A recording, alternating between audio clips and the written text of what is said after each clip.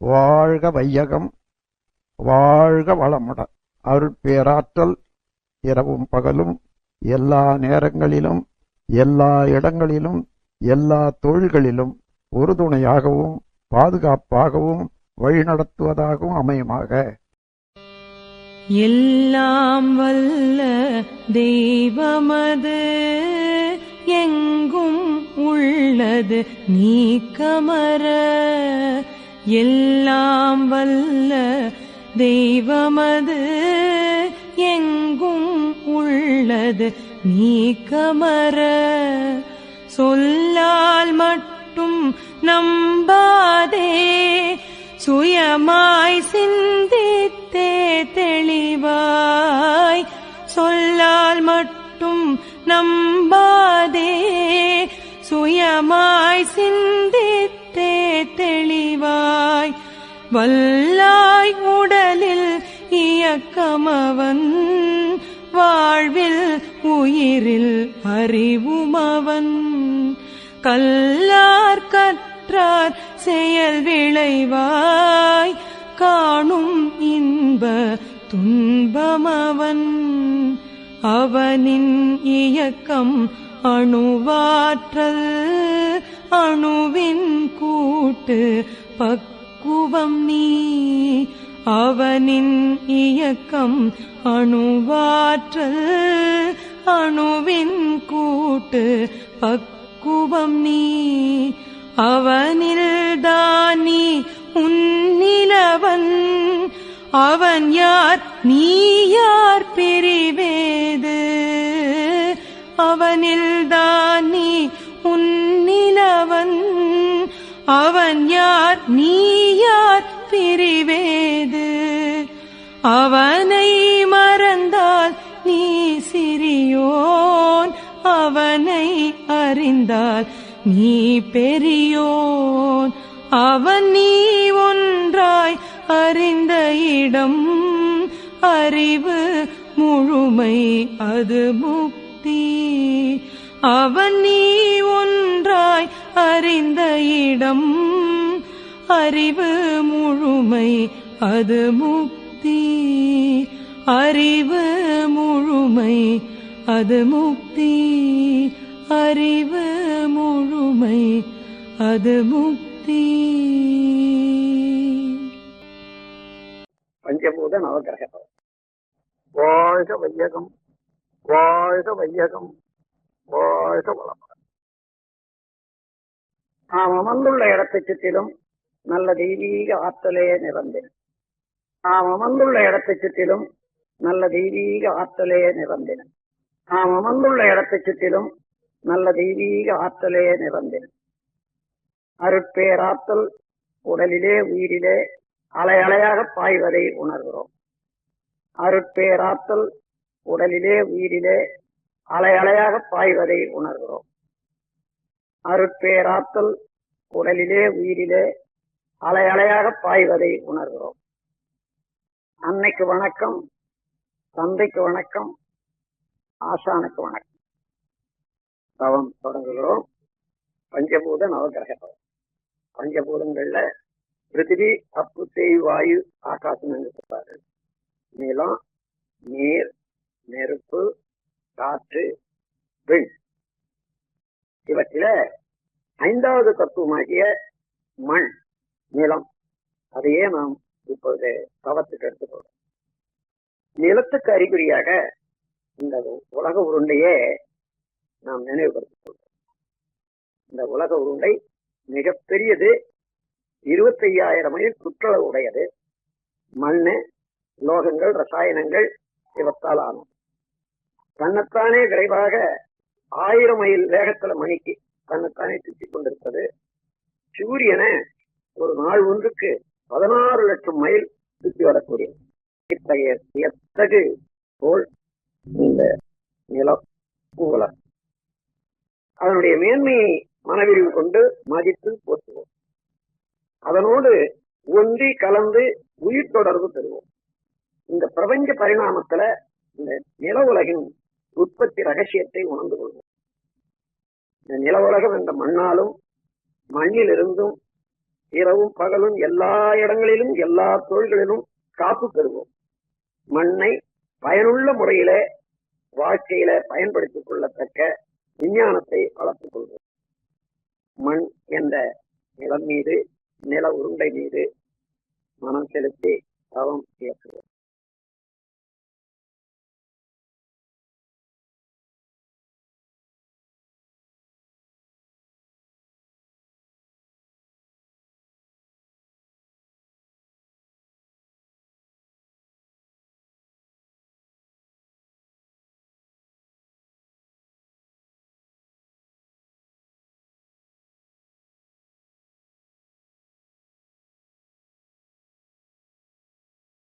பிரபஞ்ச பரிணாமத்துல 4வது தத்துவமாகிய நீரின் மேல் தவம் தொடங்குகிறோம். உலக உருண்டையின் மீது 128 பகுதி நிலம். அந்த நிலத்தில பெரும் பகுதி நீரால் சூழப்பட்டிருக்கிறது.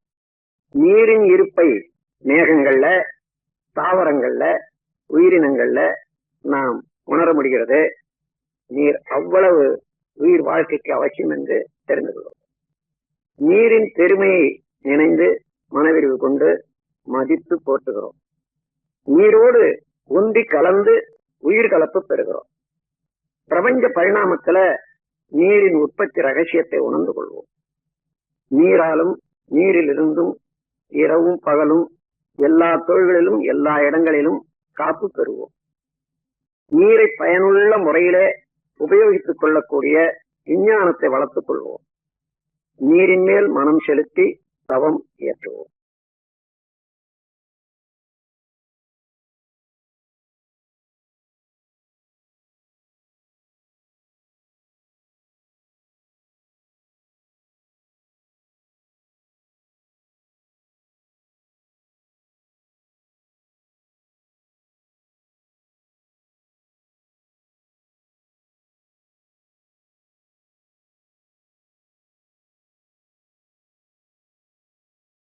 மூன்றாவது தத்துவமாகிய நெருப்பின் மீது தவம் தொடங்குகிறோம். பூமி பிறந்து கொண்டே இருக்கிறது. நடுமையத்திலே கனத்த அணுக்கள் எல்லாம் நெருக்கமாக கூடிக்கொண்டே இருக்கின்றன. அதனுடைய நெருக்கம் அணுச்சிதவு ஏற்பட்டு எப்பொழுதுமே ஒரு பெரிய நெருப்பு பூமியின் நடுமையத்துல ஏற்பட்டு கொண்டே இருக்கிறது. அதனுடைய கனல் மேல் பகுதி வரையில வந்து உயிர்கள் வாழ்வதற்கு உதவியாக இருக்கின்றன. மனவிரிவு கொண்டு நெருப்பின் பெருமையை மதித்து போற்றி மகிழ்கிறோம். நெருப்போடு ஒன்றி கலந்து உயிர் கலப்பு பெறுகிறோம். இந்த பிரபஞ்ச பரிணாமத்துல நெருப்பின் உற்பத்தி ரகசியத்தை உணர்ந்து கொள்வோம். நெருப்பாலும் நெருப்பிலிருந்தும் இரவும் பகலும் எல்லா நேரத்திலும் எல்லா இடங்களிலும் எல்லா தொழில்களிலும் நாம் காப்பு பெறுவோம்.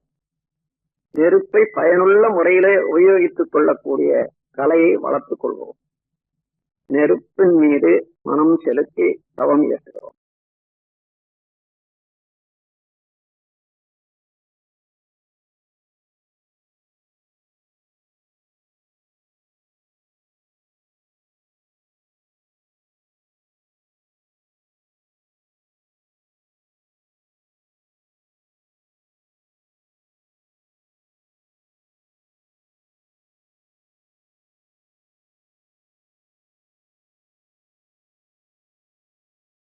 இரண்டாவது தத்துவமாகிய காற்றின் மீது தவம் தொடங்குகிறோம்.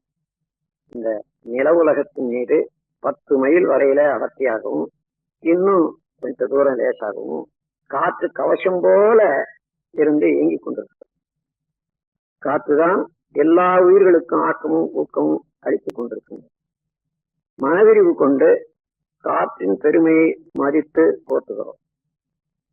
காற்றோடு ஒன்றி கலந்து உயிர் கலப்பு பெறுகிறோம். பிரபஞ்ச பரிணாமத்துல காற்றின் உற்பத்தி ரகசியத்தை உணர்ந்து கொள்வோம். காற்றாலும் காற்றிலிருந்தும் இரவும் பகலும் எல்லா நேரத்திலும் எல்லா இடங்களிலும் எல்லா தொழில்களிலும் காப்பு பெறுவோம்.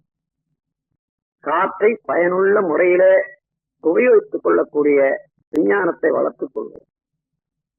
காற்றின் மீது மனம் செலுத்தி தவம் இயற்றுகிறோம்.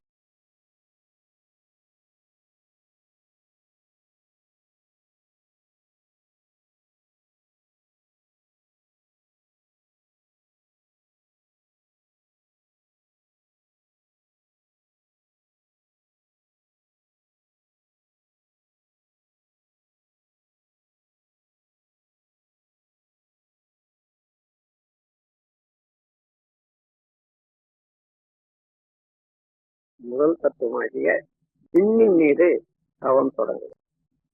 இந்த பிரபஞ்ச தோற்றங்களுக்கெல்லாம் காரணமான நுண்ணிய இயக்க மூலக்கூறாகிய இந்த விண், இந்த உயிராற்றல் நமது உடலிலே உயிராற்றலாக இருப்பதே பிரபஞ்சம் முழுவதிலும் இந்த விண்ணின் சேர்க்கைதான் மற்ற 4 பூதங்களும்.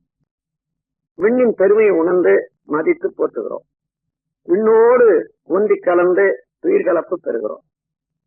பிரபஞ்ச பரிணாமத்தில விண்ணின் உற்பத்தி ரகசியத்தை உணர்ந்து கொள்வோம். விண்ணென்ற ஆகாச ஆற்றலாலும் அதிலிருந்தும் இரவும் பகலும் எல்லா நேரத்திலும் எல்லா இடங்களிலும் காப்பு பெறுவோம். விண்ணை பயனுள்ள முறையிலே உபயோகித்துக் கொள்ளக்கூடிய ஆற்றலை வளர்த்துக் கொள்வோம். விண்ணின் மீது மனம் செலுத்தி தவம் இயற்றுகிறோம். பிரபஞ்சம் முழுவதிலும் இருக்கக்கூடிய விண்கலத்தை, சக்தி களத்தை நோக்கி இந்த தவம் இயற்ற வேண்டும்.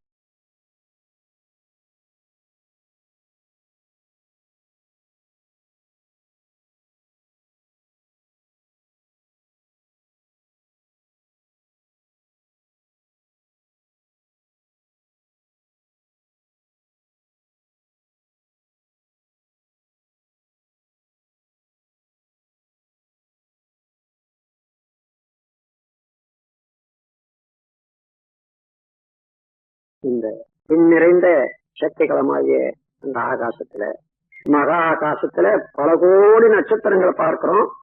ஒவ்வொரு நட்சத்திரமும் ஒரு சூரியனே. அவற்றிலே ஒரு சூரியன் தான் இப்பொழுது நம் உலகம் சுற்றி கொண்டிருக்கக்கூடிய சூரியன். அதை சேர்ந்த கிரகங்கள் எல்லாம் சூரிய குடும்பம் என்று சொல்லுகிறோம். சூரிய குடும்பத்தை சேர்ந்த எல்லா கோள்களும் நமது உடலுக்கும் மனதுக்கும் நேரடியாக நெருங்கிய தொடர்புடையவை. இப்பொழுது இந்த 9 கோள்கள் மீது மனம் செலுத்தி தவம் இயற்றுகிறோம். முதல்ல சூரியனை நமது தவத்துக்காக நினைத்துக் கொள்கிறோம். சூரியன் ஒரு பெரிய நெருப்பு கோளம். அது பூமியை விட 19 லட்சம் மடங்கு பெரிது என்று கணக்கெடுத்திருக்கிறார். ஆரஞ்சு நிறமான கதிர்களை வீசிக்கொண்டு 25 நாட்களுக்கு ஒரு சுற்று தன்னைத்தானே முடித்துக் கொண்டு இயங்குவது சூரியன். சூரியனுடைய காந்தாலை கதிர்கள் வாழ்க்கையிலே வெற்றி, அறிவு மேன்மை, கல்வி மேன்மை, வாழ்க்கை வளங்கள் அனைத்தும் அளிக்க வல்லது. சூரியனுடைய காந்தாலை கதிர்களை நாம் ஏற்று நம்மோடு ஒன்றுபடுத்திக் கொள்ளுகிறோம். எப்பொழுதுமே சூரியனுடைய காந்தாலை கதிர்கள் நமக்கு நன்மையே செய்து கொண்டிருக்குமாக சூரியன் மீது மனம் செலுத்தி தவம் இயற்றுகிறோம்.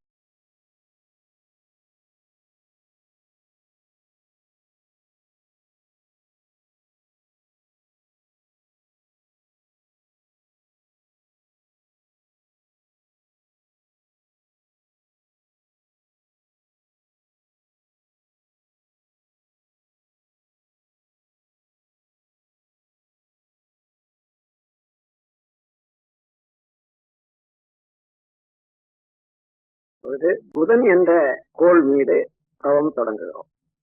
சூரியனுக்கு அப்பால் 3 கோடி மைல் தொலைவிலே இருந்து கொண்டு சூரியனை வலம் வந்து கொண்டிருப்பது புதன். பசுநிறமான கதிர்களை வீசிக்கொண்டு 88 நாட்களுக்கு ஒரு சுற்று முடித்துக் கொண்டிருப்பது புதன். புதனுடைய காந்தாலை கதிர்கள் அறிவு மேன்மை, வாழ்க்கை வளங்கள் அனைத்தும் அளிக்க வல்லது. புதனுடைய காந்தாலை கதிர்களை நாம் ஏற்று நம்மோடு ஒன்றுபடுத்திக் கொள்ளுகிறோம்.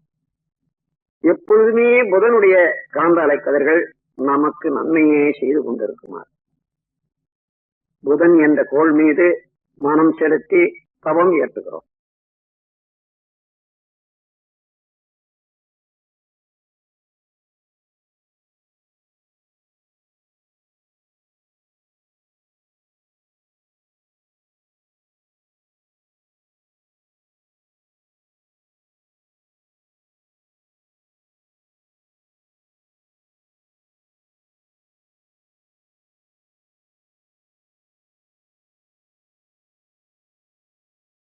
சுக்கிரன் என்ற கோள் மீது தவம் தொடங்குகிறோம். சூரியனை சுற்றி 2வது வட்ட பாதையில சுக்கிரன் 6 கோடி மைலுக்கு அப்பால் பலம் வந்து கொண்டிருப்பது. 225 நாட்களுக்கு ஒரு சுற்று முடித்துக் கொண்டு வெண்ணிறமான கதிர்களை வீசிக்கொண்டிருப்பது சுக்கிரன். சுக்கிரனுடைய காந்தலை கதிர்கள் மகிழ்ச்சி, வாழ்க்கையில மேன்மை, நட்பு இதையெல்லாம் அளிக்க வல்லது. சுக்கிரனுடைய காந்தலை கதிர்கள் நாம் ஏற்று நம்மோடு ஒன்றுபடுத்திக் கொள்ளுகிறோம். எப்பொழுதுமே சுக்கிரனுடைய காந்தலை கதிர்கள் நமக்கு நன்மையே செய்து கொண்டிருக்குமாக சுக்கிரன் என்ற கோள் மீது மனம் செலுத்தி தவம் இயற்றுகிறோம்.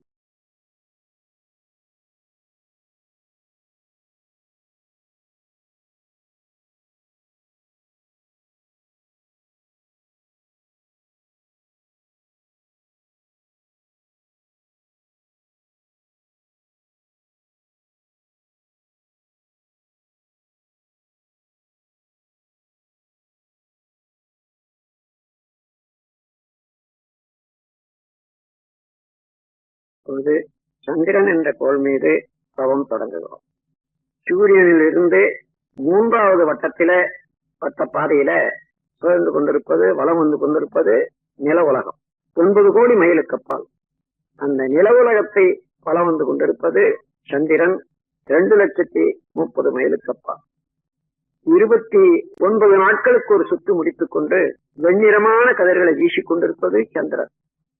சந்திரனுடைய காந்தலை கதிர்கள் நமது இரத்த ஓட்டத்திலே சீர்மை அமைப்பது, அறிவிலே மேன்மை தருவது, வாழ்க்கையில் பலம் தருவது. எப்பொழுதுமே சந்திரனுடைய காந்தலை கதிர்கள் நமக்கு இந்த நன்மைகளை எல்லாம் செய்து கொண்டே இருக்குமாக சந்திரன் மீது மனம் செலுத்தி தவம் இயற்றுகிறோம்.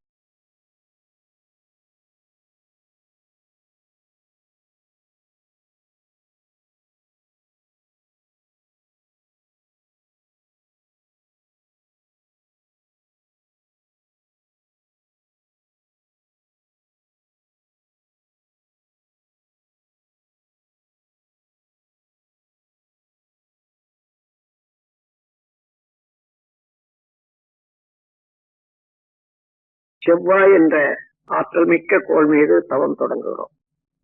இது 4வது வட்ட பாதையில சூரியனை சுற்றி கொண்டிருப்பது 14 கோடி மைலுக்கு அப்பால் இருந்து கொண்டு 18 மாதங்களுக்கு ஒரு சுற்று முடித்துக் கொண்டு செந்நிறமான கதிர்களை வீசிக் கொண்டிருப்பது செவ்வாய். செவ்வாயினுடைய காந்தலை கதிர்கள் அச்சமின்மை, விஞ்ஞான அறிவு, மெய்யறிவு, வாழ்க்கை வளங்கள் அனைத்தும் அளிக்க வல்லது. செவ்வாயினுடைய காந்தலை கதிர்களை நாம் ஏற்று நம்மோடு ஒன்றுபடுத்திக் கொள்ளுகிறோம். எப்பொழுதுமே செவ்வாயினுடைய காந்தலை கதிர்கள் நமக்கு நலமே செய்து கொண்டிருக்குமாறு செவ்வாய் என்ற கோள் மீது மனம் செலுத்தி தவம் இயற்றுகிறோம்.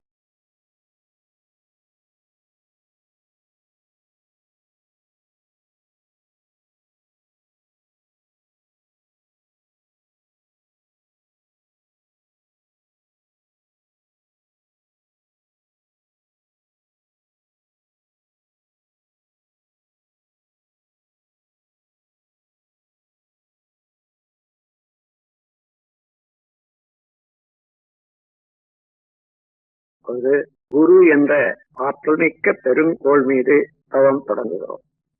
சூரியனில் இருந்து 48 கோடி மைலுக்கு அப்பால் வலம் வந்து கொண்டிருப்பது குரு. பொன்னிறமான கதிர்களை வீசிக்கொண்டு 12 ஆண்டுகளுக்கு ஒரு சுற்று முடித்துக் கொண்டிருப்பது குரு. குருவினுடைய காந்தலை கதிர்கள் மெய்யுணர்வு, வாழ்க்கை வளங்கள் அனைத்தும் அளிக்க வல்லது.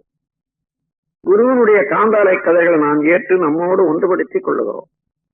எப்பொழுதும் குருவினுடைய காந்தலை கதிர்கள் நமக்கு நன்மையே செய்து கொண்டிருக்குமாக குரு என்ற கோள் மீது மனம் செலுத்தி தவம் இயற்றுகிறோம்.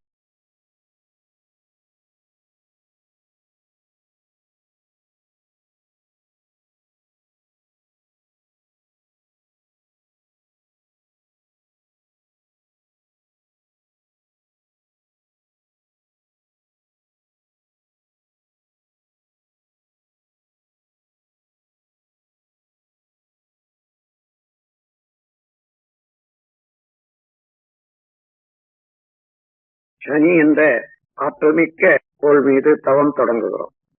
சூரியனிலிருந்து 6வது வட்டப்பாதையில 88 கோடி மைலுக்கு அப்பால் பலம் வந்து கொண்டிருப்பது சனி. சனியினுடைய காந்தலை கதிர்கள் சாம்பல் நிறமானவர். 30 ஆண்டுகளுக்கு ஒரு சுற்று முடித்துக் கொண்டு சாம்பல் நிறமான கதிர்களை வீசிக்கொண்டிருப்பது சனி. சனியினுடைய காந்தால கதிர்கள் ஆயுள் நீளம், பொருள் வளம், மனவளம் அனைத்தையும் அளிக்க வல்லது. சனியினுடைய காந்தால கதிர்கள் நாம் ஏற்று நம்மோடு ஒன்றுபடுத்திக் கொள்ளுகிறோம். எப்பொழுதுமே சனியினுடைய காந்தால கதிர்கள் நமக்கு நன்மையே செய்து கொண்டிருக்குமாக சனி என்ற கோள் மீது மனம் செலுத்தி தவம் ஏற்றுகிறோம்.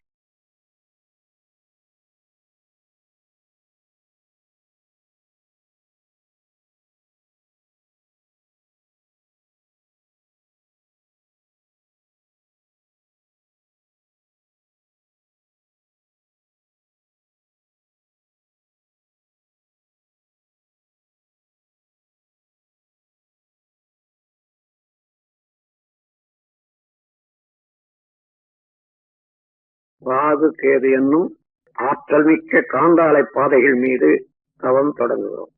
சூரியனின் நடுமையத்தில அணுக்கள் செயலற்று நின்று விடுகிறது. அது சுத்த வெளியாகி பிரம்மமாக மாறிக்கொண்டிருக்கும் நிலை, அதுவே கரும்புள்ளி எனப்படுகிறது. அது மேலும் மிக மிக அங்கே நிற்க முடியாமல் பிரபஞ்சம் முழுவதும் கொடுபோன்று ஆரம்பித்து பிரபஞ்சமெல்லாம் கடந்து சுத்த வெளியோட கலந்து கொண்டிருக்கிறார். சூரியனின் இருபுறமும் இவ்வாறு எப்பொழுது இயங்கிக் கொண்டே இருக்கக்கூடிய பிளாக் ஹோல் கருநிறமான காந்தாலை பாதைகள் ஒரு புறம் கேது என்றும் ஒரு புறம் ராகு என்று சொல்லுகிறோம்.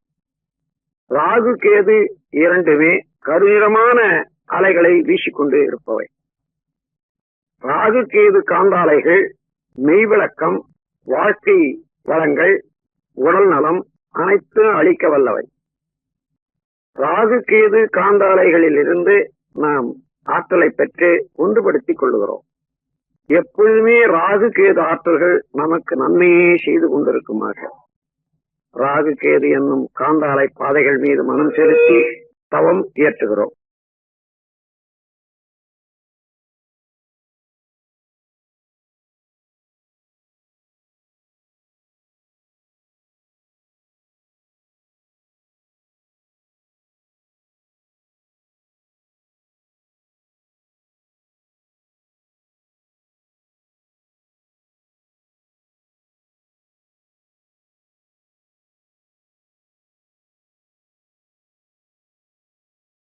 இந்த பேரியக்க மண்டலத்திலே இந்த சூரிய குடும்பத்தை போன்று கோடான கோடி சூரிய குடும்பங்களை பார்க்கிறோம். அவைகளெல்லாம் நட்சத்திரம் என்று வழங்குகிறோம். அப்படி எல்லா நட்சத்திர கூட்டங்களையும் 12 வீடுகளாக பிரித்து இருக்கின்றார்கள். மேஷம், ரிஷபம், மிதுனம், கடகம், சிம்மம், கன்னி, துலாம், விருச்சிகம், தனுசு, மகரம், கும்பம், மீனம் என்று எல்லா நட்சத்திர தொகுதிகளில் இருந்தும் நமக்கு எப்பொழுதுமே ஆற்றல்கள் வந்து கொண்டே இருக்கின்றன. எல்லா தொகுதியினுடைய ஆற்றல்களும் நமக்கு நலமே செய்து கொண்டிருக்குமாக இந்த 12 வீடுகளாக உள்ள இந்த பிரபஞ்சத்தை தாண்டி அப்பால் செல்லுகிறோம். சுத்த வெளி மெய்ப்பொருள். அதே மெய்ப்பொருள் இந்த பேரியக்க மண்டலம் முழுவதையும் அணுக்களுக்கு இடையேயும் அணுக்களுக்கு மத்தியிலேயும் இருப்பதை உணர்கிறோம். அதே மெய்ப்பொருள் நமக்குள்ளாக அறிவாக விளங்கிக் கொண்டிருப்பதை உணர்கிறோம். நமக்குள்ளாக அந்த மெய்ப்பொருள் என்ற சுத்த வெளியிலே கெட்டிப்பொருளாக உடல், ரத்த ஓட்டம், வெப்பம், காற்று, உயிர் இந்த 5 பௌதீக பிரிவுகளையும் உணர்ந்து கொள்கிறோம். எல்லாவற்றையும் அறிவு ஆண்டு கொண்டிருப்பதை உணர். இதே போன்று ஒவ்வொரு மனிதரிடத்தும் ஒவ்வொரு உயிர்களிடத்தும் அமைந்திருப்பதை உணர்கிறோம். அந்த உயிர்கள் சொந்தம் இல்லாத முறையில வாழும் அளவுக்கு நம்முடைய செயல்களை ஒழுங்குபடுத்திக் கொள்ளவும், துன்பம் படும் உயிர்களுக்கு எந்த வரையில உதவும் நாம் கருணையோடு செயல்புரிய வாழ முனைவோம். இந்த பேரறிவில, இந்த விரிவான மனநிலையில எப்பொழுதும் மறவாது இருந்து கொண்டு நம் வாழ்வை நடத்தி வருவோம். அருட்பேராற்றல் கருணையினால் உடல் நலம், நீளாயு, நிறை செல்வம், உயர் புகழ், விஞ்ஞானம் ஓங்கி வாழ்வோம்.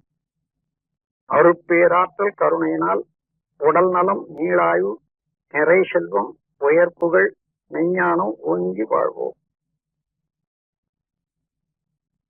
அருட்பேராற்றல் கருணையினால் உடல் நலம், நீளாயு, நிறை செல்வம், உயர் புகழ், மெஞ்ஞானம் ஓங்கி வாழ்வோம். வாழ்க்கை துணைவரை நினைந்து வாழ்க வளமுடன் என்று வாழ்த்து கூறுவோம்.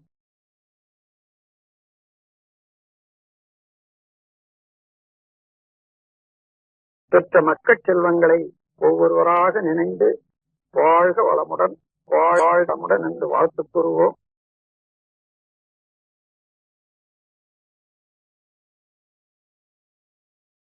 உடன் பிறந்தோர்களையும் நினைந்து ஒவ்வொருவரையும் வாழ்த்துவோம்.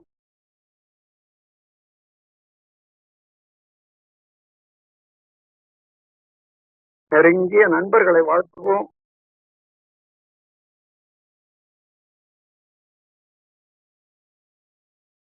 தொழில்துறையிலே கடமையிலே தொடர்புடையவர்களை எல்லாம் ஒவ்வொருவராக வாழ்த்துக் கொள்வோம்.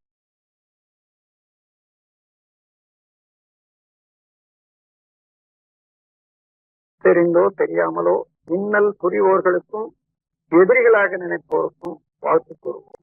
அவர்கள் திருந்தி நல்வாழ்வு பெற வேண்டும் என்ற கருணையோடு வாழ்த்து.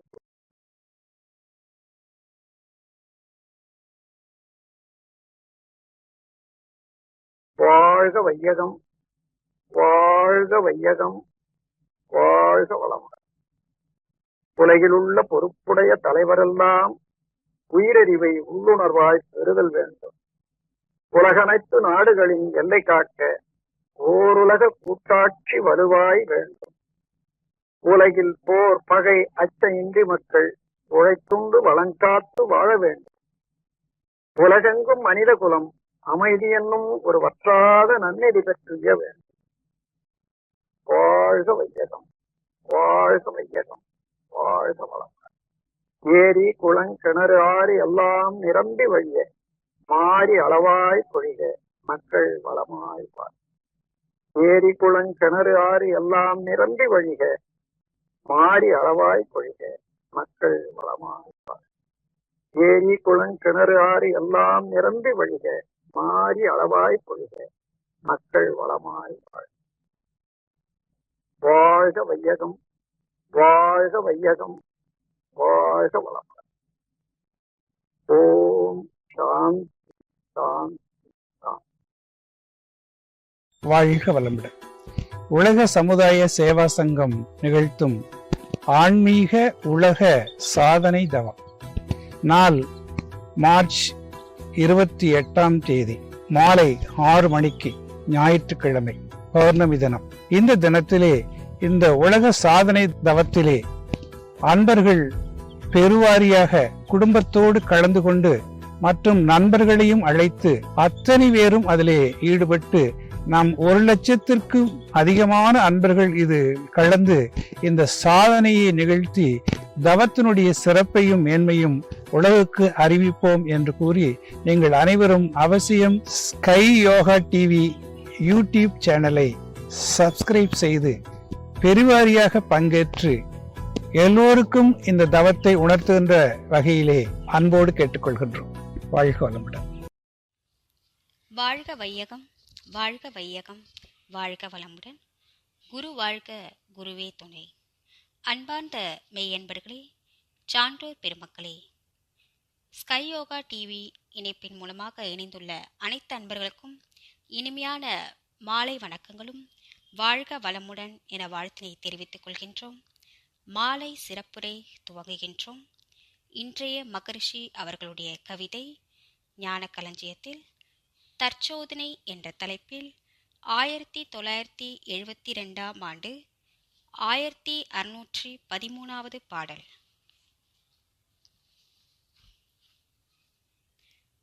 தனது குறை ஆழ்ந்துணர்ந்து திருத்தம் பெற்றால், தனது குறை ஆழ்ந்துணர்ந்து திருத்தம் பெற்றால், தருக்கொழியும் பிறரிடமும் நட்பு ஓங்கும், தருக்கொழியும் பிறரிடமும் நட்பு ஓங்கும்.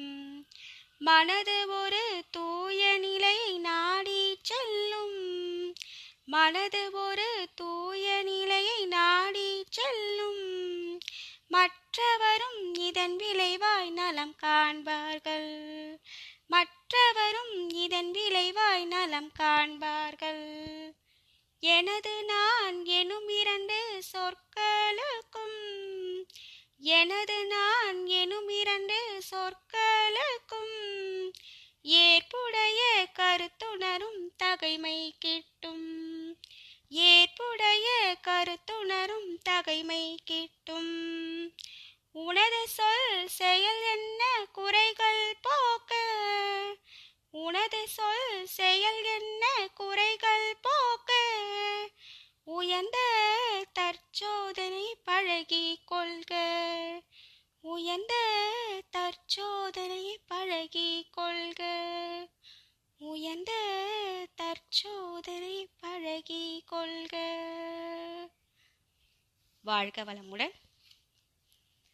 அன்பானவர்களே,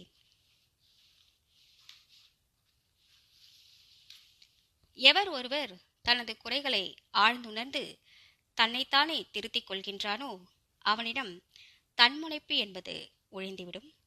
பிறரிடமும் நட்பு நலம் ஓங்கி நிற்கும்.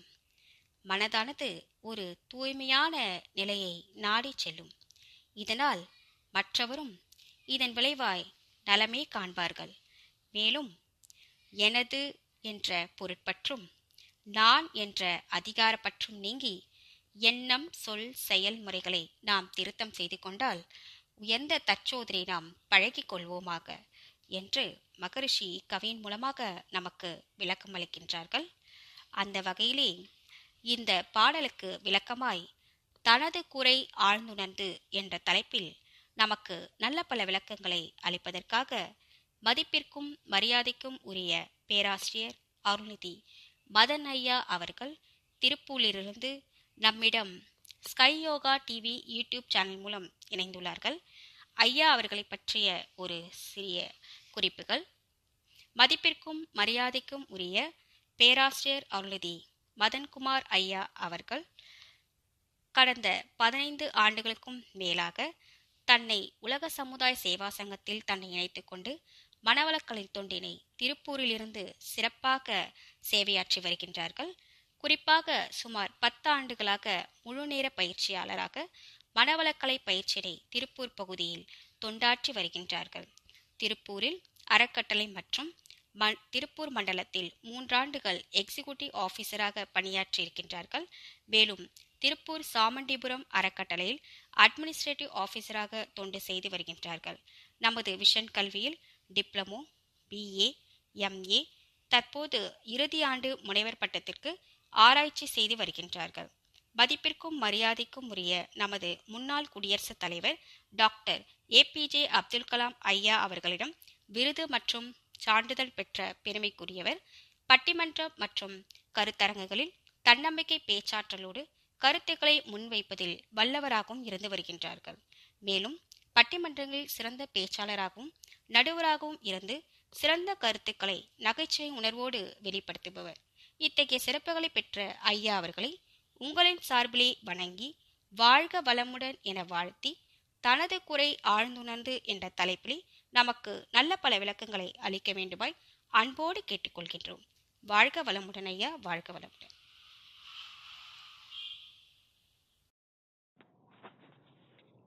வாழ்க வையகம், வாழ்க வையகம், வாழ்க வளமுடன். குரு வாழ்க, குருவே துணை. இந்த இனிமையான மாலை வேளையில் ஆசான் அருட்தந்தை வேதாத்திரி மகரிஷி அவர்களுடைய தெய்வீகமான யோக பயிற்சிகளிலே இணைந்து ஆன்ம உயர்வு பெறுவதற்காக வருகை புரிந்துள்ள மனித தெய்வங்களாகிய உங்கள் அனைவரையும் வணங்கியும் வாழ்த்தியும் எல்லாம் வல்ல அருட்பேராற்றலையும் அதன் அனைத்து தன்மாற்ற நிலைகளையும் வணங்கியும் வாழ்த்தியும் இந்த நிகழ்வை துவங்குவோம். அருட்பேராற்றல் இரவும் பகலும் எல்லா நேரங்களிலும் எல்லா இடங்களிலும் எல்லா தொழில்களிலும் உறுதுணையாகவும் பாதுகாப்பாகவும் வழிநடத்துவதாகவும் அமையுமாக. ஆசான் அருட்தந்தை வேதாத்திரி மகரிஷி அவர்களே நம்மோடு சுக்குமமாக நிறைந்திருந்து இன்றைய நிகழ்வுகள் அனைத்தையும் மிகச்சிறப்பாக நிகழ்த்தி கொடுப்பாராக. வாழ்க வளமுடன். இந்த ஒரு தெய்வீகமான வாய்ப்பினை தொடர்ந்து வழங்கி கொண்டிருக்கக்கூடிய உலக சமுதாய சேவா சங்கம் ஆழியார் அறிவுத்திருக்கோவிலினுடைய அனைத்து மனித தெய்வங்களுக்கும் நன்றிகளையும் வாழ்த்துக்களையும் உரித்தாக்கி இன்றைய சிந்தனையை துவங்குவோம். அன்பர்களே, சிந்தனையினுடைய தலைப்பை பார்த்த உடனேயே பல மனவளக்கலை அன்பர்களுக்கு தெரிந்திருக்கும் இது எதை சார்ந்த சிந்தனை என்பது. ஏனென்றால் அருட்தந்தை அவர்கள் வழங்கிய கவிகளிலே பல பேராசிரியர் பெருமக்களுக்கு தெரிந்த ஒரு கவியிலே இந்த கவியும் ஒன்று. அதாவது அருகுண சீரமைப்பை நடத்தக்கூடிய பேராசிரியர்கள் இந்த கவியை சொல்லாமல் நடத்துவார்களா என்பது சற்றே கேள்விக்குரிய செய்தி. இன்னும் ஒருபடி மேலே சென்று தற்சோதனையினுடைய அவசியத்தை அருட்தந்தை அவர்கள் இந்த உலகுக்கு அளித்த பொக்கிஷங்களிலே நான் மிக உயர்வாக கருதக்கூடிய, இன்னும் பலர் வியந்து பார்க்கக்கூடிய ஒரு பயிற்சி அகத்தாய்வு பயிற்சி. அந்த அகத்தாய்வு பயிற்சியை நான் முதல் முறை எடுக்கின்ற பொழுது அந்த ஆசிரியர் என்னிடம் சொன்ன ஒரு வார்த்தை, இந்த அகத்தாய்வு பயிற்சி தம்பி சின்ன பையனாக இருக்க, ஒவ்வொரு அகத்தாய்வும் 10 முறை எடுக்கணும் அப்படின்னு சொன்னாங்க. நான் என்னடா இப்படி சொல்கிறாரு, ஒரு முறை அகத்தாய்வு தானே எடுக்கணும்னு சொன்னாங்க, இவர் ஐயா 10 முறை எடுக்கணும்னு சொல்கிறாரே அப்படின்னு ஒரு டவுட். அது அவர் சொன்னப்ப தெரியல அதனோட வேல்யூ. ஆனால் மீண்டும் மீண்டும் மீண்டும் மீண்டும் அந்த அகத்தாய்வை முதல் நிலை மட்டும் நான் 11 முறை எடுத்தேன்.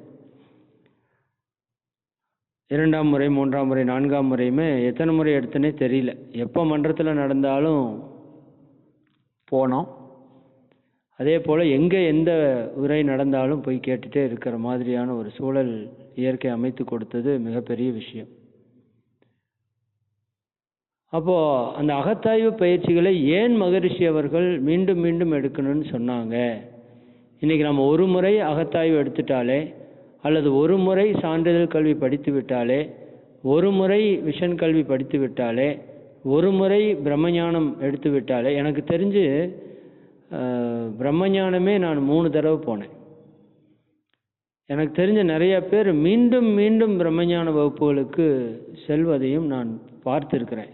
அதாவது ஒரு 10 ஆண்டுகளுக்கு முன்பு பிரம்மஞான வகுப்புக்கு அடிக்கடி போகிறதையும் பார்த்துருக்கிறேன். அப்போ இன்றைய காலகட்டம் வேக உலகத்தில் நாம் ஒரு முறை மட்டும் எடுத்துகிட்டு இந்த கோர்ஸ் கம்ப்ளீட் ஆயிடுச்சு, நான் அகத்தாய்வை முடித்து விட்டேன், நான் பிரம்மஞானம் பெற்றுவிட்டேன், நான் அருள்நிதியர் ஆகிவிட்டேன் அப்படின்னு சொல்கிறோம். நீங்கள் ஓப்பன் ஸ்டேட்மெண்ட்டாக சொல்லணும்னா, நான் இந்த பயிற்சி எடுத்து 15 ஆண்டுகள் ஆயிருக்கு.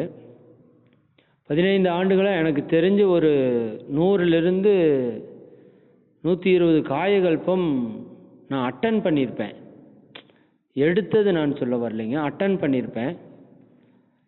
இப்போவுமே நான் ஒரு காயகல்பம் யாராச்சும் கிட்ட கேட்டேன் அப்படின்னா அதில் ஏதாவது புதிய செய்தி எனக்கு தெரியுது. அப்போ நான் எந்த அளவுக்கு இருப்பேன்னு பார்த்துக்கோங்க. வள்ளுவர் சொல்கிறது மாதிரி அரிதோறும் அரிதோறும் அறியாமை கண்டட்டார். அதாவது நம்ம ஒன்று கற்றுக்கொள்ள தான் நம்மளுக்கு எவ்வளவு அறிவே இல்லை அப்படிங்கிறது தெரியும் அப்படிங்கிறது அந்த குறளோட விளக்கம்.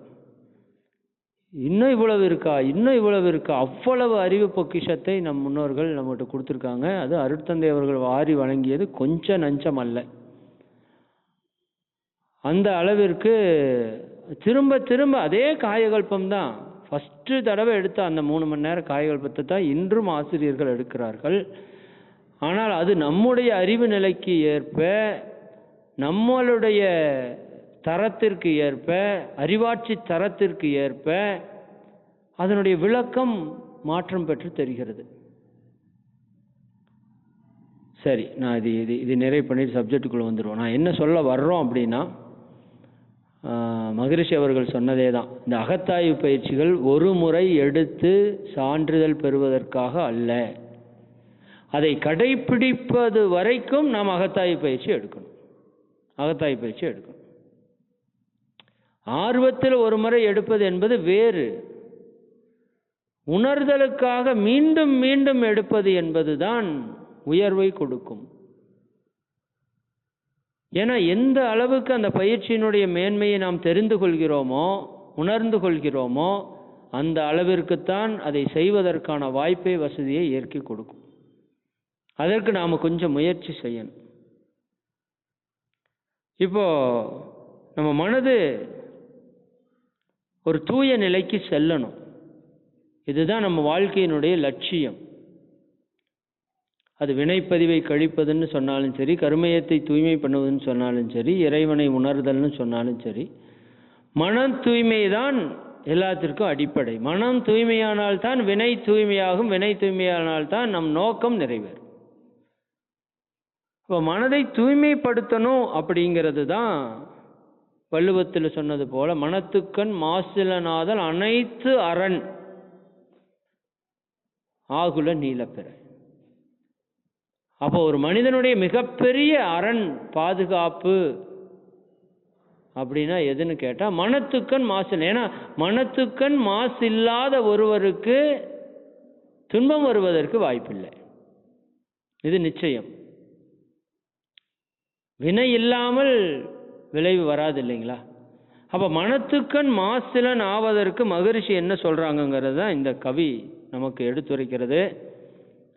ஞானக்களஞ்சியம் நூல் 2ஆம் பாகத்தில் 1613வது கவி. தலைப்பே தற்சோதனை தான்.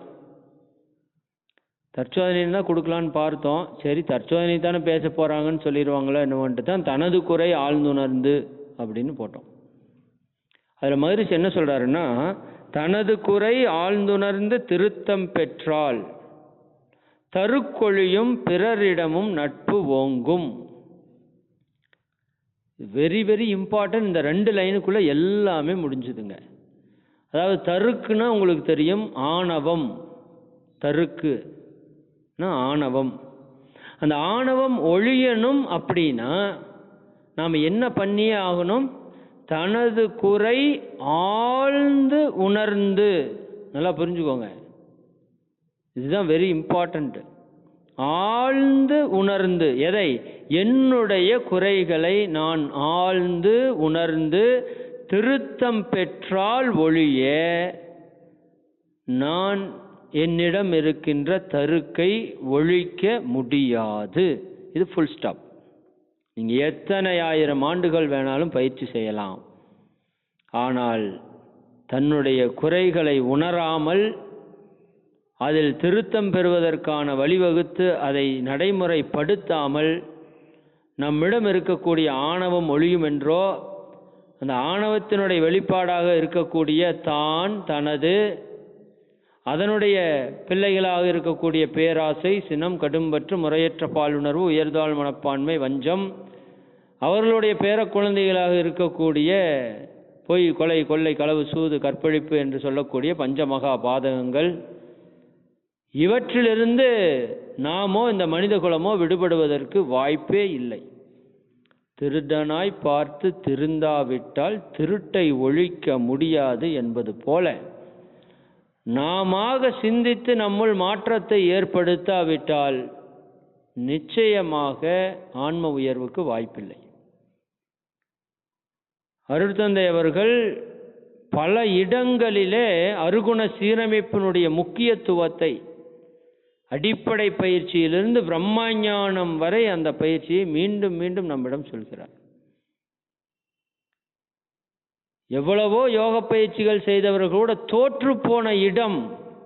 நாம் ராவணனை பார்க்கிறோம், துரியாதனனை பார்க்கிறோம், பல அசுரர்களை பார்க்கிறோம், பல யோகங்களை கற்றுக்கொண்ட பெரிய பலசாலிகளை பார்க்கிறோம். அவர்கள் தோற்ற இடம் குணத்திலே, தன்னுடைய குணத்திலே. அதை மாற்றாமல் நம்முடைய வாழ்க்கையில் பெரிய மேம்பாட்டை நாம் எப்பொழுதும் பார்க்க முடியாது. அதற்காக பல கவிகளை அருட்தந்தை அவர்கள் அருகுண சீரமைப்பு என்ற தலைப்பிலே எழுதியிருக்கிறார்கள். அன்பர்கள் தயவு கூர்ந்து அந்த கவிகளை நிச்சயமாக படித்து உணர்ந்து அதன்படி நாம் வாழ்வதற்கு நாம் சற்றேனும் முயற்சிக்க வேண்டும். இப்போ என்ன சொல்றாரு? தனது குறை ஆழ்ந்துணர்ந்து திருத்தம் பெற்றால் தருக்கொழியும். தருக்கொழிஞ்சிருச்சுன்னா முடிஞ்சது, அவ்வளோதான். அது அவ்வளவு சாதாரணமாக வெளி போகக்கூடியது அல்ல. ஈகோ அப்படிங்கிறதுக்கு சொல்லுவாங்க எக்ஸிட் காட்ஸ் அவுட் அப்படின்னு சொல்லுவாங்க.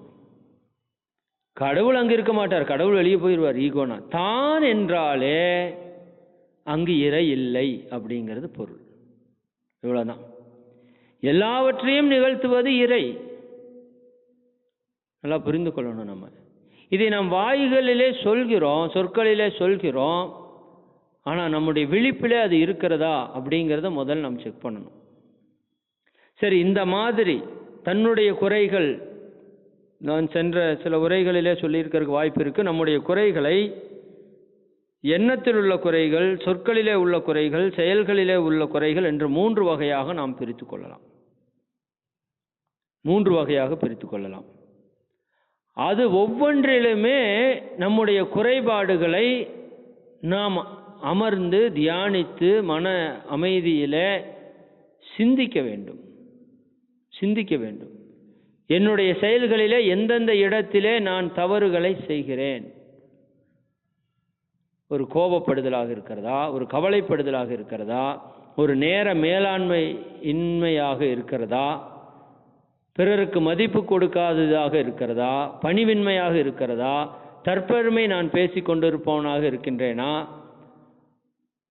குற்றம் சொல்லக்கூடியவனாக இருக்கிறேனா, குறை சொல்லக்கூடியவனாக இருக்கிறேனா, கோழி மூட்டக்கூடியவனாக இருக்கிறேனா? இன்னும் ஹோல் லிஸ்ட்டை எடுத்து வச்சுக்கணும். நம்மளுக்கு தெரியாது, நமக்கு எப்போவுமே நம்ம நல்லவன் அப்படிங்கிறது மட்டும்தான் தெரியும். இவன் ரொம்ப நல்லவன் சொல்கிற மாதிரி சரி, நமக்கு நாம் செய்வது எல்லாமே சரியாகவே தெரியும். சரி, நான் அதுக்கு ஒரு டெக்னிக் கூட சொல்லுவேன். உங்கள் வீட்டில் இருக்கிறவங்ககிட்ட கேட்டிங்கன்னா போதும், உங்கள்கிட்ட இருக்கிற அத்தனை லிஸ்ட்டையும் பக்காவாக போட்டு கொடுத்துருவாங்க. நம்மளால் கண்டுபிடிக்கிறதுக்கு ரொம்ப கஷ்டம். உங்கள் ஃப்ரெண்ட்ஸுக்கிட்ட, உங்கள் வீட்டில் உங்கள் க்ளோஸாக இருக்கிறவங்ககிட்ட 4 பேர்கிட்ட கேட்டிங்கன்னா உங்களோட ஜாதகத்தையே உரிச்சு கொடுத்துருவாங்க. இதுதான் உங்கள் கேரக்டர் அப்படின்னு. என்ன மனசு கொஞ்சம் வலிக்கும். சரி, நீங்களாக கண்டுபிடிச்சிட்டா கொஞ்சம் திருப்தி. அடுத்தவன் சொன்னான்னா கொஞ்சம் குத்துற மாதிரி தான் இருக்கும், வேறு வழியே இல்லை. நம்ம நல்லதே செய்யலைன்னு அப்போ தான் புரியும். நாம் இப்போ நம்ம நல்லதாக செஞ்சுட்டு இருக்கிற மாதிரி தெரியுது இல்லையா? விசாரித்து பார்த்தீங்கன்னா நம்ம செய்யறது அத்தனை அட்டூழியம் அப்படிங்கிறது தெரியறதுக்கு வரும். தைரியம் இருந்தால் விசாரிங்க. நான் ஒரு முறை விசாரிக்க போய் கொஞ்சம் கஷ்டம் ஆயிடுச்சு. அதனால தான் இதை நான் சொல்கிறேன், இல்லாட்டி இது சொல்ல மாட்டேன். மகரிஷி இல்லாட்டி அதை சொல்லியிருப்பார்ல, நாம தான் மகரிஷிக்கும் மேலே இருக்கிற மாதிரி சிந்திக்கிறது. அவரே சொல்கிறாரு, கம்முன்னு உட்காந்து உன்னோட பிரச்சனை என்ன நீயா யோசிச்சு பாருப்பா, அதுக்கப்புறம் அது திருத்தம் பெறதுக்கு வழி பண்ணுப்பா அப்படின்னு. நான் போய் எல்லாத்துக்கிட்டையும் சரி கேட்டுருவோம் அப்படின்னு கேட்டால் அந்த அன்னைக்கு எனக்கு தூக்கமே வரல. இத்தனை தப்பு நான் பண்ணிகிட்ருக்கேண்ணா. சரியாங்களா? அது யாரோ ஒரு சிலர் மட்டும் ஏதோ நல்லதாக சொன்னாங்க, மற்றது எல்லாம் மிஸ்டேக்ஸ் தான். அப்போது இது பெரிய தைரியம் வேணும். வாய்ப்பு இருந்தால் பண்ணுங்கள். ஞானத்தை சீக்கிரம் அடையணும்னா பண்ணுங்கள். சரி, அப்போ என்னுடைய குறைபாடுகள் என்ன? மகாத்மா காந்தி அவர்கள் சொல்வது போல, கண் இல்லாதவன் குருடன் அல்ல, தன் குறைகளை உணராதவனே குருடன். சரிதானுங்களா? இப்போ நம்மளுடைய குறைகளை நம்ம உணரவே இல்லை. அப்போ தன்னுடைய குறைகள் என்ன, இதனால் என்ன பயன் வருதுன்னு நான் பின்னாடி சொல்கிறான். மகரிஷி அந்த கவியில் சொல்கிறார். அப்போ என்னுடைய செயல்பாடுகளிலே இருக்கக்கூடிய குறைபாடு நான் எதிர்பார்க்கின்றேனா? இது மிகப்பெரிய விஷயம். நான் பற்று கொண்டு இருக்கிறேனா? நான் விழிப்பு நிலை அற்று இருக்கிறேனா? விழிப்பு அற்று செயல்படுகின்றேனா? கவனத்தோடு பேசுகின்றேனா? கவனமின்றி பேசுகின்றேனா? காலையில் எழுந்தது முதல் மாலை இரவு உறங்குவது வரை நம்முடைய செயல்பாடுகளை கவனிங்க. அதில் 5 அளமுறையெல்லாம் நான் உங்களுக்கு பல முறை சொல்லியாச்சு, பல ஆசிரியர்கள் பேசியாச்சு. அதெல்லாம் கவனிக்கணும். சரிங்களா? உணவு, உழைப்பு, உறக்கம், உடலுறவு, எண்ணம், இந்த 5 வகை செயல்பாடுகளிலே அளவு முறை காக்கின்றேனா? திட்டமிட்டுத்தான் செயல்படுகின்றேனா? காலத்தை சரியாக பயன்படுத்துகின்றேனா அல்லது வீணடிக்கின்றேனா? தொலைக்காட்சி பார்ப்பதிலே, அலைபேசியை பயன்படுத்தும் பொழுது சரி, எந்த இடத்திலே நான் சறுக்குகின்றேன் என்பது முதல்ல தெரியும் நண்பர்களே. இல்லாட்டி சறுக்குகின்ற இடத்தை நாம் ஏணிப்படியாக மாற்றுவது என்பது நிச்சயமாக வாய்ப்பில்லை. அப்போ முதலில் என்னுடைய செயல்பாடுகளிலே இருக்கக்கூடிய குறைபாடுகள் என்ன? என்னுடைய சொற்களிலே இருக்கக்கூடிய குறைபாடுகள் என்ன? யாகாவராயினும் நாக்காக்க காவாக்கால் சோகாப்பர் சொல்லிழுக்கப்பட்டு. யோசிச்சு பாருங்க. இனிய உளவாக இன்னாது கூறல் கனியிருப்ப காய் கவர்ந்து அற்று. தீயினால் சுட்ட புண் உள்ளாரும் மாறாதே நாவினால் சுட்ட வடு. 3ஆவது விழுந்து படிச்சுட்டே இருக்கோம். தீயில சுட்டா கூட பரவாயில்லப்பா, நாக்குல சுடாத. சரிதானுங்களா? சொல் அவ்வளவு முக்கியமானது. மகரிஷிட்டு வந்ததுக்கு அப்புறம் இந்த வாழ்க வளமுடனுக்கு என்ன சக்தி இருக்கும்னு நம்ம படிச்சிருக்கிறோமோ, அதே போல நாம் பயன்படுத்தக்கூடிய எல்லா சொற்களுக்கும் சக்தி இருக்கிறது. அதில் உச்சகட்ட சக்தி என்னங்க? வாழ்க வளமுடன். சரிதானுங்களா? என்கிட்ட ஒரு நண்பர் கேட்டார், சொற்களுக்கெல்லாம் எப்படிங்க சக்தி இருக்கும் அப்படின்னு கேட்டார். ஓ, சொற்களுக்கு சக்தி இல்லையா? அதுக்கு ஒரு ஞானி சொல்கிறார் ஒரு கதை. ஒரு ஞானி இதை பற்றி பேசிகிட்டே இருக்கிறப்போ, உங்களுடைய சொற்களுக்கு மிகப்பெரிய சக்தி இருக்கிறது, அதை பார்த்து பயன்படுத்துங்கள், தவறாக பயன்படுத்தி விடாதீர்கள், அது மிகப்பெரிய பாவத்தை உங்களிடம் சேர்த்து விடும் பேசுகிறார். இதில் ஒரு சீடனுக்கு உடன்பாடு இல்லை.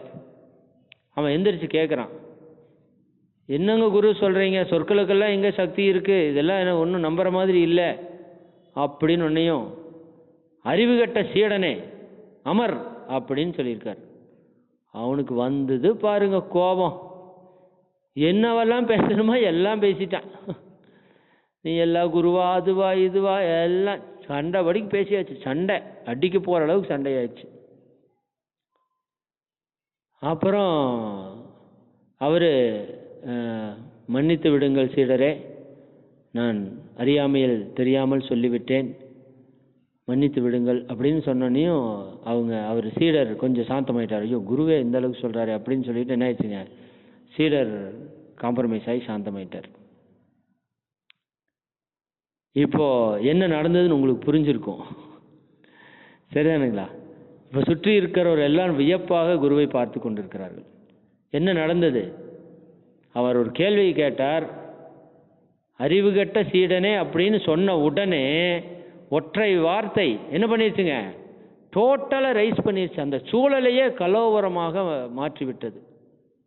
கலவரமாயிடுச்சு. அடுத்த ஒரு நிமிடத்திலே அந்த குரு என்ன சொல்கிறார், மன்னித்து விடுங்கள் சீடரே என்று சொன்ன உடனே அந்த இடமே என்ன ஆயிடுச்சுங்க, மீண்டும் அமைதி ஆட்கொண்டது. இதை வைத்து அந்த சீடர் சொல்றார், சரி புரிந்து கொண்டேன் குருவே, என்னை மன்னித்து விடுங்கள், நான் உனக்கு இதை உணர்த்துவதற்காகத்தான்ப்பா அதை சொன்னேன். அது ஒரு வார்த்தை சொல்லுவாங்க இல்லைங்களா, கவிதாசன் ஐயா தான் சொல்லுவாங்க, ஒரு வார்த்தை கொல்லும் ஒரு வார்த்தை வெல்லும். இதுதான் மனிதனுடைய வெற்றியினுடைய ரகசியம். இந்த இடம் நம்ம பெரும்பாலும் தோற்பதற்கான இடம் பாருங்க, அந்த வார்த்தையில் இருக்கக்கூடிய அணுகுமுறை அப்ரோச். மகிழ்ச்சி சொல்லுவாங்க, ஆசை சீரமைத்தல் வெரி வெரி இம்பார்ட்டன்ட் அப்ரோச் இருக்கு. சரியா? நீங்க பண்ற அப்ரோச்சில் எங்க ஊர்ல தங்கவேலையான ஒரு பொறுப்பாளர் ஒரு மையத்தில், நீங்க யாராவது பயிற்சிக்கு வரணும்னா அவர்கிட்ட கூட்டிட்டு போனீங்கன்னா போதும், பயிற்சிக்கு வந்துடலாம், வர வச்சிடலாம். அடுத்த நாள் நான் லீவு போடணும்னு நினைச்சிட்டு இருப்போம். நான் அகத்தாய்வு இருக்கிறப்ப முதல்ல அடுத்த நாள் ஏதாவது லீவு சொல்லணும்னு நினைச்சிட்டு இருப்போம். அவர் அந்த பயிற்சியை பற்றி சொல்ற விஷயத்துல சத்தியமா லீவே போடக்கூடாதுன்னு முடிவு பண்ணிடுவோம். வராத ஆளையும் வர வைக்க முடியும். ஆனால் சிலர் பேசுவாங்க, வரலான்னு நினச்சிட்டு இருக்கிறவங்க கூட வரமாட்டான். அந்த மாதிரி ஆகி போயிடும் பல சமயம். சரியானுங்களா? அப்போ அந்த வார்த்தை என்பது மிகப்பெரிய சக்தி. அதை மிகச் சரியாக பயன்படுத்தணும். அப்போ நம்முடைய வாழ்க்கையிலே காலையிலிருந்து இரவு வரை நாம் எத்தனையோ ஆயிரம் சொல்கிறாங்க, 6000 எத்தனையோ வார்த்தைகளை நம்ம பயன்படுத்துகிறோன்னு சொல்லி சொல்கிறாங்க. அவ்வளவு வார்த்தைகளை நாம் பயன்படுத்துகிறோம். அப்போ அந்த வார்த்தைகளை கொண்டே நாம் இறைவனை அடைய முடியும், புண்ணியத்தை சேர்க்க முடியும் கர்மயோகத்தில். சரிதானுங்களா? அந்த புண்ணியத்தை சேர்க்கிற அளவுக்கெல்லாம் போக வேண்டாம். மகரிஷி இங்கே என்ன சொல்கிறாரு? பாவத்தை சேர்த்துறதை நிறுத்து. நரம்பில்லாத நாக்கு எப்படி வேணா வளையுது இல்லையா? ஒற்றை சொல் அன்பர்களே, எனக்கு தெரியும் சிலரெல்லாம் நான் பார்க்குறேன், ஒரு வார்த்தை கேட்டதுக்காக அவங்க வாழ்க்கையவே தொலைத்தவர்களெல்லாம் பார்க்குறேன் நான்.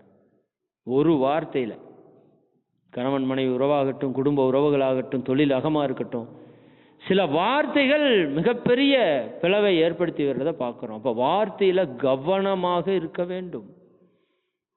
அதான் ரீவைண்ட் பண்ணி பார்க்கணும். நான் காலையிலேருந்து என்ன வார்த்தைகளை நான் பிரயோகம் பண்ணியிருக்கிறேன், இந்த வார்த்தை நான் இறையுணர்வை பெறுவதற்கு எனக்கு உதவுமா, இந்த செயல் உதவுமான்னு நான் முதல்ல கேட்டோம் இல்லையா? இந்த வார்த்தை எனக்கு இறையுணர்வு பெறுவதற்கு உதவுமா? யோசித்து பார்க்கணும். இல்லை இறையுணர்வை தள்ளி நிறுத்துமா? ஒரு வார்த்தை கொல்லும், ஒரு வார்த்தை வெல்லும் என்றால், ஒரு வார்த்தை இறையுணர்வை கொடுக்கும், ஒரு வார்த்தை இறையுணர்வை தடுக்கும். இவ்வளவுதான் விஷயம்.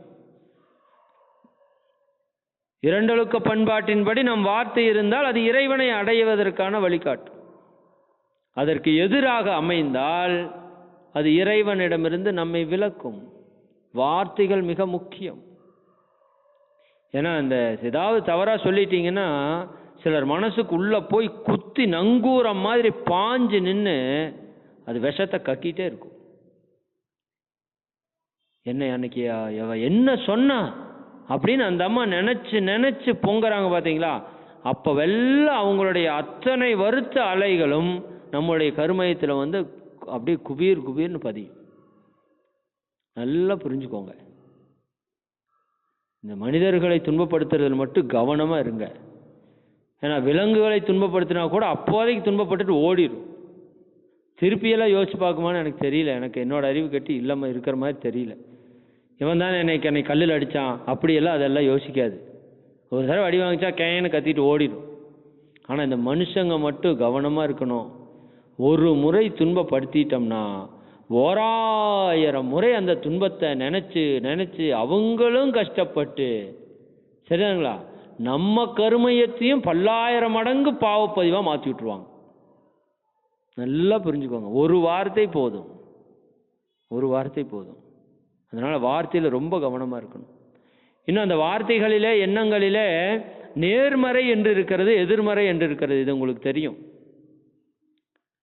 ஏன்னா அது தனது குறை ஆழ்ந்துணர்ந்துங்கிற பெரிய டாபிக். நான் ஒரு சிறிய பாதையை எடுத்துக்கிறேன். இருக்கிற நேரத்திற்கு உங்களுக்கு ஏதாவது ஒரு செய்தியை சொல்லி செயல் மாற்றம் வரணும், அவ்வளோதான் நம்ம இலக்கு. செயல் மாற்றம் வராத உரை பயனற்றது, அவ்வளோதான் சொல்கிறேன் நான். இந்த ஒரு உரை கேட்குறீங்கன்னா அதில் நான் எடுத்துக்கொண்ட பாடம் என்ன, நான் கற்றுக்கொண்ட விஷயம் என்ன, என் வாழ்க்கையில் என்ன மாற்றத்தை நான் உருவாக்கிறேன், அதுதான் மிக மிக முக்கியம். இந்த சிலை வச்சிருக்கிறாங்க பார்த்தீங்களா கோவில்களிலே, இது நீங்கள் கேள்விப்பட்டிருக்கலாம். இருந்தாலும் நான் இந்த இடத்துல பதிவு பண்ணுறேன். தற்சோதனை என்பதால் நான் பதிவு பண்ணுறேன். கலைகள் 64.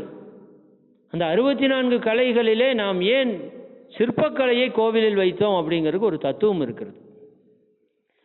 பிற 63 கலைகளும் எதற்கு பயன்படுத்தும்னா, எப்படி பயன்படும்னா, சேர்க்க கலை உருவாகும். ஒரு ஆடல் கலைன்னு எடுத்துட்டிங்கன்னா ஒரே ஸ்டெப்பில் நின்று ஆடல் கலை அல்ல, பலவிதமான நளினங்களை நாம் வெளிப்படுத்தினா தான் அதுக்கு பேர் ஆடல் கலை. ஒரு பாடல் கலைன்னா நிறைய ஏற்ற இறக்கங்கள், ராகங்களில், ஸ்ருதிகளில், தாளங்களில் ஏற்ற இறக்கங்கள் அது கரெக்டாக போனால் தான், அதாவது பலவற்றை சேர்த்தால்தான் ஒரு பாடலை நாம் உருவாக்க முடியும். ஒரு சமையல் கலைக்கு கூட நீங்கள் வெறும் அரிசி வச்சுட்டு சமையல் கலை செய்ய முடியாது. பலவற்றை இணைக்க வேண்டும். ஒரு ஓவியக்கலையாக பல வண்ணங்களை இணைக்க வேண்டும்.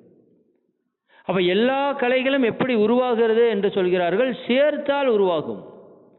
ஆனால் உலகத்திலே ஒரே கலை கழித்தால் உருவாகும், அது சிற்பக்கலை. எனவே கோவில்களிலே சிற்பத்தை வைத்ததனுடைய நோக்கம் என்ன என்றால், மனிதா உன்னிடம் உள்ள தேவையற்ற விஷயங்களை நீக்கிவிட்டால் நீ இறைவனாகலாம். அதான் ஐயப்பன் கோயில் எழுதியிருக்கு மேல, தத்துவமசி, அதுவே நீயாக இருக்கிறாய். மேல அதான் எழுதியிருக்காங்க, தத்துவமசி. மகிழ்ச்சி அதை சொல்றாங்க. எதுவே? இறைவனே நீயாக இருக்கிறாய். சாமியே ஆசாமியாக இருக்கிறது. ஆசையுள்ள சாமி ஆசாமி. சரிங்களா? நீ ஆசைகளை நிறைவேற்றி கொண்டால் நீ சாமி. சாவை மிஞ்சியது சாமி. அப்ப அதனுடைய உதாரணம் என்ன சொல்ல வருகிறது? சிலை. நான் என்னிடம் இருந்த தேவையற்றவைகளை நீக்கிக் கொண்டேன், இப்பொழுது தெய்வமாக இருக்கிறேன்.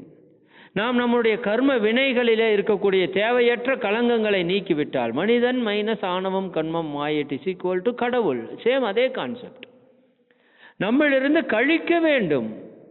அன்பர்களே, ஆணித்தரமாக நம்புங்கள், நாம் பெறுவதற்கு என்று எதுவும் இல்லை இந்த உலகிலே.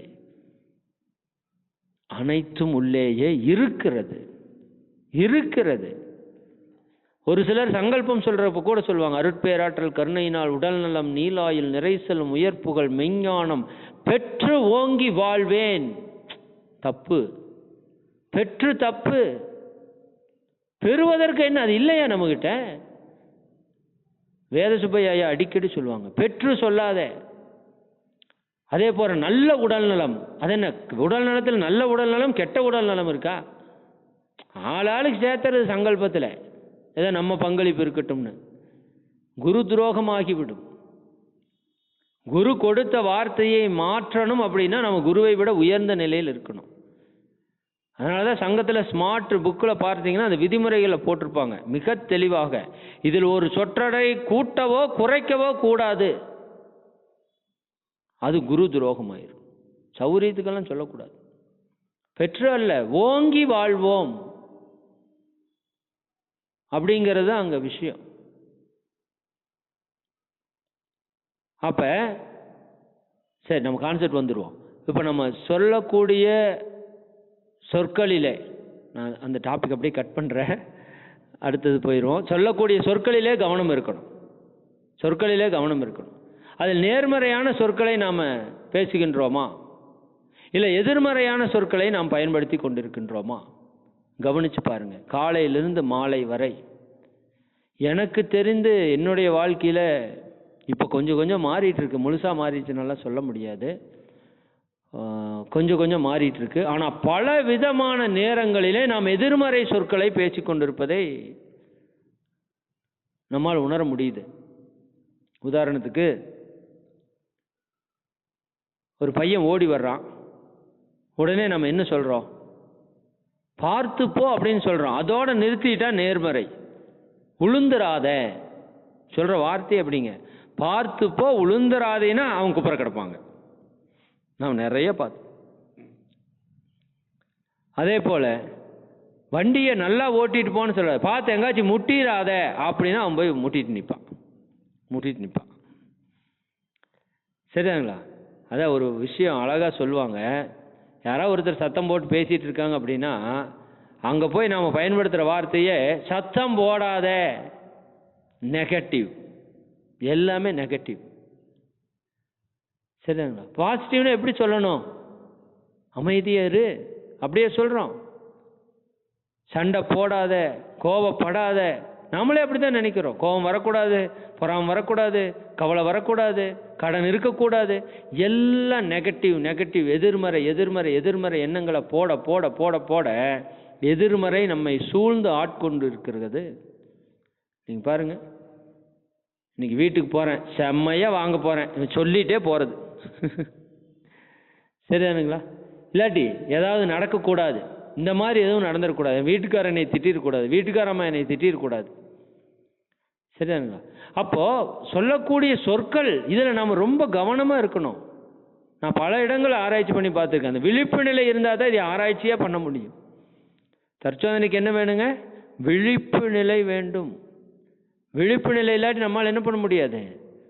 அது ஹேண்டிலே பண்ண முடியாது. நம்ம பேசிகிட்டே இருக்கிறோம், எந்த இடத்துல நம்ம அவேர்னஸாக இருக்கிறோம் தெரியறதுக்கு. அப்போ சொல்லக்கூடிய சொற்கள் நம்ம வாயிலிருந்து வர்றப்பவே அவேர்னஸோடு வரணும். என்ன சொல் நம்ம சொல்ல போகிறோம்? குழந்தைகளை எத்தனை இடங்களிலே திட்டுகிறோம். எருமை மாடு பார்த்துட்டே இருக்கிறோம். சனியன் பிடித்தவனே அதையும் பார்க்கிறோம். சரிங்களா? எந்த மாதிரியான வார்த்தைகளை பிரயோகிக்கிறோமோ அது அங்கு செயல்படும். இதுதான் இயற்கையினுடைய தத்துவம். நீங்கள் எருமை மாடு அப்படின்னு சொல்லிட்டீங்கன்னா எருமை மாடு எருமை மாடு எருமை மாடு எப்படி வாழ்க வளமுடன் போய் வாழ்த்து மோதுதுன்னு சொல்கிறீங்க. அப்போ எருமை மாடு அலை தத்துவம் இல்லையா? எருமை மாடு அலை தத்துவம் தான். அது முதல்ல நம்மளே எருமை மாடாக்கும், அப்புறம் நம்ம பையனையும் எருமை மாடாக்கும். சரிதானுங்களா? ரொம்ப கவனம் இருக்கணும் வார்த்தைகளில். கம்முன்னு இருக்கிறது நல்லது. சரிதானுங்களா? பேசாமல் இருக்கிறது மிக மிக சிறப்பு. முடிந்த வரைக்கும் மௌனம் கடைபிடிப்பது மிக சிறப்பு. அப்போ அந்த வார்த்தைகளை பிரயோகிக்கும் பொழுது இனிமேல் நம்முடைய வாழ்க்கையிலே செயல்களை எடுத்து அனலைஸ் பண்ணணும். தனது குறைகள் எங்கெங்கு இருக்கு அன்பர்களே. அதை திருத்தம் பெறுவது கூட ரெண்டாவது. முதல் குறையே தெரியாமல் எப்படி நாம் திருத்தம் பெறுவது சொல்லுங்க? குறையே தெரியாமல் நாம் எப்படி அதை திருத்தம் பெற முடியுங்கிறது தான் இப்போ வரைக்கும் எனக்கு இருக்கிற பெரிய டவுட். நாம் உட்காந்து சிந்தனையே செய்யலைன்னா, நம்ம மேலே இருக்கிற குறைபாடே தெரியல அப்படின்னா நாம் எப்படி திருத்தம் பெறுவது? சரி, அப்போ நாம் இன்னைக்கு ஒரு சங்கல்பம் எடுத்துக்குவோம். நம்மளுடைய செயல்பாடுகளை கொஞ்சமாவது கவனிக்கணும். தியானம் செய்ய செய்ய விழிப்பு நிலை கிட்டும். ஆக்னை செய்ய செய்ய அவேர்னஸ் கிடைக்கும்னு சொல்கிறார் மகரிஷி. அந்த அவேர்னஸ்லேயே நிற்கிறதுக்கு பழகணும். அப்போ நம்முடைய செயல்களில் இருக்கிற சொல்களில் இருக்கிற குறைபாடுகளை நாம் வெளிப்படையாக கண்டுகொள்ள முடியும். ஒரு மணி நேரம் ஒரு செயல் செய்கிறோமா, அந்த 1 ஹவரில் ஒரு 2 நிமிஷம் இந்த 1 ஹவரில் நான் என்னென்ன செஞ்சது சரிதானா, ஏதாவது எதிர்மறையான விஷயங்கள் இருக்கா, சரி அதேமாதிரி நான் சொன்ன சொற்கள் சரியாக இருக்கா, அப்போ இந்த சொல்லை நான் இப்படி பயன்படுத்துறங்காட்டி அவங்க மனசு எப்படி வருத்தப்பட்டுச்சா சந்தோஷப்பட்டுச்சா, அப்போ இது எப்படி நான் அடுத்த முறை நான் இதை வைத்துக்கொள்ளணும். இது ரொம்ப கவனமாக இருங்க. ஏனால் இந்த சொற்களை நீங்கள் கண்டுபிடிச்சா தான் உங்கள் எண்ணங்களுக்கே பெரிய இது கிடைக்கும். நம்ம என்ன மாதிரி பயிற்சிக்கு வந்து எண்ணங்களை ஆராய்ச்சி பண்ணி எழுதுங்கன்னு சொல்கிறோம். இந்த எண்ணங்களை கண்டுகொள்வதற்கான ஒரு வெளிப்படையான விஷயம் நம்மளுடைய சொற்களும் செயல்களும். ஒரு சொல்லையும் செயலையும் பார்த்தீங்கன்னா அவரோட எண்ணம் எப்படி இருக்குன்னு ஓரளவுக்கு அனலைஸ் பண்ணிடலாம். அதற்கப்புறம் மூலமாக இருக்கிற எண்ணத்தில் கை வைக்கணும். ஏன்னா எண்ணம் தான் எல்லாத்துக்கும் அடிப்படைன்னு தெரியும். எண்ணம் ஆராய்தல் பயிற்சி எல்லா பிரச்சனைக்கும் தீர்வுன்னு தெரியும். ஆனால் உட்காந்து பண்ண மாட்டோம். அதுதான் சிரமமே. இந்த உரை உங்களிடம் எண்ணம் ஆராய்தல் பயிற்சியையோ தற்சோதனை பயிற்சியோ தூண்டுமானால் இது உண்மையாலுமே மகரிஷிக்கு கிடைத்த வெற்றி. இல்லை என்றால் இதுவும் 10ஓடு 11ஆன ஒரு உரை அப்படி வைத்துக் கொள்ளலாம். நிச்சயமாக செயலுக்கு கொண்டு வரணும் அன்பர்களே. தனது குறை ஆழ்ந்து உணர்ந்து திருத்தம் பெற்றால் தான் தருக்கொழியும் பிறரிடமும் நட்பு ஓங்கும். பெரும்பாலான மக்களுக்கு எனக்கு தெரிஞ்ச ஒரு 95% நட்பு வட்டாரம் மிக குறுகிய அளவில் இருப்பதை நான் பார்க்கிறேன். 100க்கு 5 பேருக்கு இருந்தால் பெருசு. ஏன்? இதுதான் பிரச்சனை. யாரிடமும் நம்மால் நட்பை நன்றாக வைத்துக்கொள்ள முடியும், இன்க்ளூடிங் மன்ற அன்பர்கள் வரைக்கும் வச்சுக்கோங்களேன். ஏன்னா அது தன்னுடைய குறையை பார்க்காமல் பிறருடைய குறையை பார்க்கிறோம். அதுதான் பிரச்சனை. மகிழ்ச்சி இன்னொரு கவியில் சொல்லுவாங்க, தன் குற்றம் குறைகள் தம்மை தன்னுள் ஆய்ந்து தான் கண்டு தனை திருத்தும் தகைமை வந்தால் ஏன் குற்றம் பிறர் மீது சுமத்தக்கூடும். அது மிக மிக அருமையான கவி, சான்ஸே இல்லை. மகிழ்ச்சியோட கவிகளில் சில கவிகள் அவ்வளவு ஒரு ஞானத்தை வெளிப்படுத்து. எல்லாமே தான் அப்படித்தான். சில கவிகள் அது நம்ம ஒவ்வொருத்தரோட கருமையத்தையும் தொலைச்சு வேலை செய்யும். நீ ஏன் அடுத்த மேலே குற்றம் சொல்றேன்னா, நீ உன்னோட குற்றத்தை ஆராய்ச்சியே பண்ணாதவன். இயேசு மகானை பற்றி நான் சில உரைகளை சொல்லியிருக்கிறேன், ஆழியார் உரையில் பகிர்ந்ததில்லை. இந்த விஷயம் நமக்கு தெரியணும். ஏன்னா அன்பர்களே, எல்லாருமே தவறு செய்தவர்கள், எல்லார்கிட்டையும் தவறு இருக்கு. நீங்களும் சரி நானும் சரி. தவறு இல்லாட்டி நம்ம பிறப்பதற்கு வாய்ப்பே இல்லை. பதிவில்லைன்னா நமக்கு வாய்ப்பே இல்லை பிறப்பதற்கு. சரி, குறையில்லாத மனிதர்கள் இல்லை. குறை மட்டுமே காண்பவர்கள் மனுஷனே இல்லைம்பார். கவிதாசன் ஐயா சொல்வார் இந்த வார்த்தை.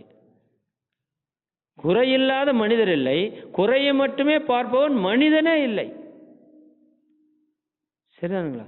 பறையொலியால் சங்கீதம் பயனற்று காண்பதைப் போல் குறை காண்பவர் அறிவில் நற்குணங்கள் பயனற்று இருக்கும். குறை காண வேண்டாங்கிறார் மகரிஷி. குறை காண்பதால் என்ன பலன்? உன் கருமையும் குறையாகிறதுங்கிறார்.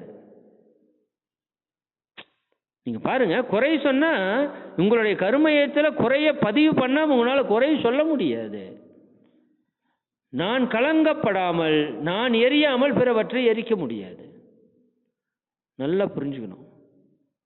அப்ப என்ன சொல்றாரு? ஏன் பிறர் மேல குறை சொல்றான்னா, இவன் தன் மேலேயே குறைய கண்டுபிடிக்கல. ஒரு பெண் தவறான விஷயங்களில் ஈடுபடுகிறார். அந்த ஊரில் இயேசு மகான் இருக்கிறார். நீங்க கேள்விப்பட்டிருப்பீங்க. இருந்தாலும் இது என்ன, நான் ஒரு 1000 முறை இந்த கதையை சிந்திச்சிருப்பேன், என் மேல் இருக்கிற குறையை உணர்ந்து கொள்வதற்காக. பல இடங்கள்ல இந்த கதையை திரும்ப திரும்ப சொல்றேன்.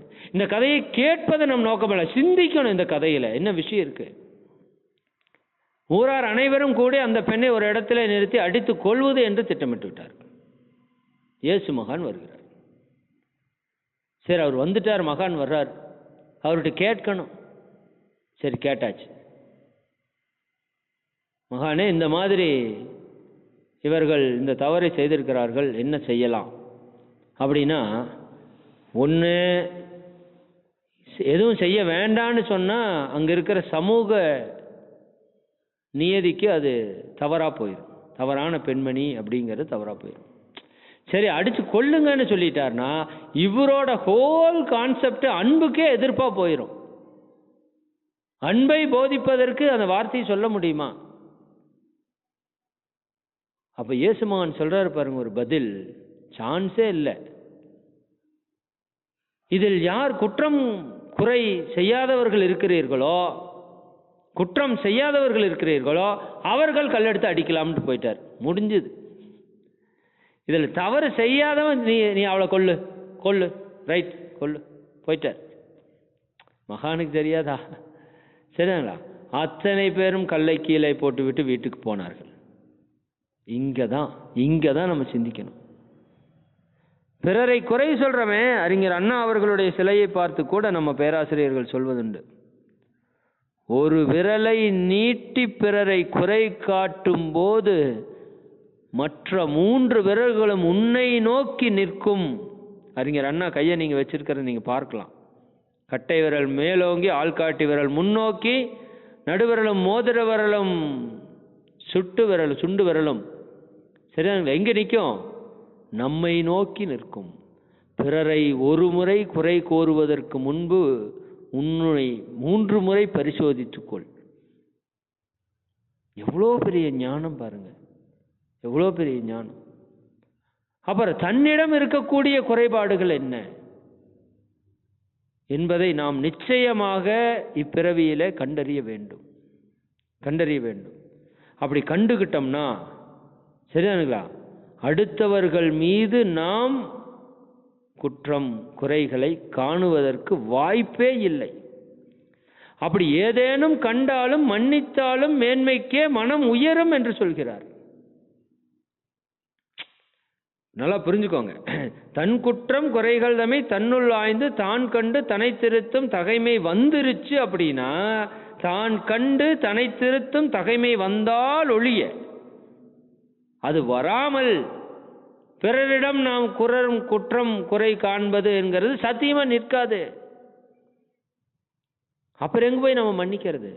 ஆனால் இது வந்து விட்டால் என்ன நடக்கும்? ஏன் குற்றம் பிறர் மீது சுமத்தக்கூடும்? சுமத்த மாட்டோம். அப்புறம் ஏதாச்சும் வந்ததுனாலும் அவங்கள மன்னிப்போம். ஏன்னா நமக்கு தெரியும் நம்மகிட்ட 1000 குறை இருக்குன்னு. கணவன் மனைவி மேலோ, மனைவி கணவன் மேலோ, இருவரும் பெற்றோர்கள் மேலோ, பெற்றோர்கள் பிள்ளைகள் மேலோ, உடன் பணிபுரிபவர்கள் மேலோ, சகோதர சகோதரி மேலோ, உறவினர்கள் மேலோ குறை காண்கிறோம். ஏன் குறை காண்கிறோம்? நாம் ஏதோ நிறைவாக இருப்பது போல, நாம் எந்த தவறும் செய்யாதவர்கள் போல, நான் பெரிய நல்லவன் போல பிறரை குறை கூறுகிறேன். உண்மை என்ன? ஆழ்ந்து சிந்தித்து பார்த்தால் தெரியும் நம்ம மேல எத்தனை குறைகள் இருக்கிறது என்று. நம்ம குறைகளை வைத்து அவர்களுடைய குறையை கம்பேர் பண்ணோம்னா நம்முடைய குறைபாடு குறைபாடே அல்ல என்பது புரிந்துவிடும். மன்னிக்கணும், அவங்களுடைய குறைபாடு குறைபாடே அல்ல என்பது புரிந்துவிடும். இங்க 1000 இருக்கு. நான் என் மனைவிக்கு 1000 இடத்திலே பிரச்சனை கொடுக்கிறேன், அவர்கள் எனக்கு ஒரு இடத்திலே பிரச்சனை கொடுக்கிறார்கள். இது ஒரு பெரிய விஷயமா? மன்னிச்சாலும் மேன்மைக்கே மனம் உயரும். பிறர் தவறால் மிக வருத்தம் துன்பம் அது வந்த போதும் தன் குற்றம் குறைகள் தம்மை தன்னுள் ஆய்ந்து தான் கண்டு தன்னை திருத்தும் தகைமை பெற்றவர்களுக்கு மிக வருத்தம். பிறர் தவறால் துன்பம் வந்த போதும் நன்மைக்கே யாம் செய்த பாவம் போச்சு. அது எதுக்குங்க? நன்மைக்கே யாம், நாம் செஞ்ச பாவம் எல்லாம் போச்சு. நான் கண்ட தெளிவு இது, நலமே பெற்றேன். இதனால் அவர் எந்த இழப்பையும் அவர் சந்திக்கல. நல்லா புரிஞ்சுக்கோங்க. அதை வைத்துக்கொண்டு சொல்கிறார், தனது குறை ஆழ்ந்துணர்ந்து திருத்தம் பெற்றால் தருக்கொழியும் பிறரிடமும் நட்பு ஓங்கும். மனது ஒரு தூய நிலையை நாடிச் செல்லும். இதை செய்ய செய்ய செய்ய செய்ய மனம் ஒரு தெய்வீக நிலையை, தூய நிலையை, ஆழ்ந்த அமைதியான ஆனந்த நிலையை நோக்கி செல்லும். மற்றவரும் இதன் விளைவாய் நலம் காண்பார்கள். எல்லாருக்கும் நல்லது செய்யணும்னு நினைக்கிறோமே, அந்த எல்லாத்தையும் துன்பப்படுத்துறது என்ன? இந்த மனதில் இருக்கக்கூடிய அழுக்குகள் தானே, குறைகள் தானே மனதின் மூலமாக எண்ணம் சொல் செயலாக வெளிப்பட்டு தன்னையும் பிறரையும் துன்பப்படுத்தி நம்முடைய பாவ வினைகளை மிகுதிப்படுத்தி இறையுணர்வை தடுக்கக்கூடியது. அது நின்றுவிடும். இதன் விளைவாய் மற்றவரும் நலம் காண்பார்கள். எனது நான் எனும் 2 சொற்களுக்கும் ஏற்புடைய கருத்துணரும் தகைமை கிட்டும். புரிஞ்சு போயிடும். எனதுனா என்ன, நான் என்ன. சரி, இப்ப நம்ம தவறான புரிதல் இருக்கிறோம், இதுல உண்மை தெரிந்து விடும். என்ற 2 சொற்களுக்கும் ஏற்புடைய கருத்து உணரும். நானே எல்லாமுமாக இருக்கிறேன், இறைவனே நானாக இருக்கிறேன், இறைவனே எல்லாமுமாக இருக்கிறான். சரிங்களா? அப்ப எனது என்று என்ன இருக்கிறது? ஒரு விதத்தில் பார்த்தால் எனது என்று எதுவும் இல்லை, இன்னொரு விதத்தில் பார்த்தால் எல்லாமே எனதாக இருக்கிறது. நான் என்பது எதுவும் இல்லை, இன்னொரு கோணத்திலே எல்லாமாகவே நானே இருக்கிறேன். அப்பொழுது நான் தவறு செய்தால் நான் மன்னிப்பது போல ஒரு வார்த்தை சொல்லுவாங்க. மனிதன் பிறருடைய தவறுகளுக்கு நீதிபதியாகவும் தன்னுடைய தவறுகளுக்கு வக்கீலாகவும் இருக்கிறான் என்று ஒரு வார்த்தை சொல்வார்கள். இந்த உச்சநிலையை அடைந்து விட்டால் நாம் நம்முடைய தவறுகளுக்கு நீதிபதிகளாகவும் பிறருடைய தவறுகளுக்கு வக்கீலாகவும் மாறிவிடுவோம். புரியலையா உங்களுக்கு? உங்கள் மேல் ஒருவர், என் மேல் ஒருவர் குறை சொன்னால் உடனே நான் வாதிடுகிறேன். நான் இதுக்காகத்தான் பண்ணினேன், நான் அதற்காகத்தான் பண்ணினேன், நீ இப்படி சொன்னதுனால தான் பண்ணினேன், அவர் அதை செய்ததால் நான் செய்தேன். வாதாட்டம். என்னுடைய காரியம் சரி. இதே பிறர் செய்த தவறுகளுக்கு இவன் வேண்டுமென்றே செய்தான், சரிதானுங்களா? உடனே தீர்ப்பு. ஆனால் ஞானத்திற்கு அடையாளம் அது அல்ல. ஞானத்திற்கு அடையாளம் என்ன? தான் தவறு செய்திருந்தால் தண்டனை கொடுங்கள், பிறர் தவறு செய்திருந்தால் வாதிடுங்கள். இவர் இந்த தவறை அப்ப ஏன் இவர் இப்படி செஞ்சிருப்பார், எதனால் இவர் இப்படி செஞ்சிருப்பார், இவருக்கு என்ன சூழல் இப்படி இருந்திருக்கும்? நமக்கு ஒரு 1000 காரணம் தெரிகிறப்ப அவருக்கு ஒரு 1000 காரணம் இருக்காதா? அது என்ன, நமக்கு ஒன்று அடுத்தவர்களுக்கு ஒன்று? அப்படி வாய்ப்பில்லை என்பர்களே. எனவே சற்றே ஆழ்ந்து நாம் சிந்திக்கணும். இந்த எல்லாம் செஞ்சு முடிச்சா இதெல்லாம் எதுல நடக்குதுன்னு சொல்றாருன்னா, இந்த வார்த்தையை தான் நான் உங்களுக்கு முன்னாடி இருந்து சொல்றேன். உனது சொல் போக்க, உனது சொல் செயல் என்ன குறைகள் போக்க உயர்ந்த தற்சோதனையை பழகி கொள்க. என்ன சொல்றாருங்க? உனது சொல் செயல் எண்ணத்தில் இருக்கிற குறைகளை போக்க வேண்டும் என்றால் உயர்ந்த தற்சோதனையை பழகிக் கொள்க. கற்றுக்கொள்க அல்ல, பழகிக் கொள்க. ஒவ்வொரு வார்த்தைக்குள்ளும் 1000 அர்த்தம் இருக்கிறது. சாதாரண தற்சோதனை அல்ல, உயர்ந்த தற்சோதனை. நம்மை உயர்த்தக்கூடிய தற்சோதனை, இறைவனோடு இணைக்கக்கூடிய தற்சோதனை.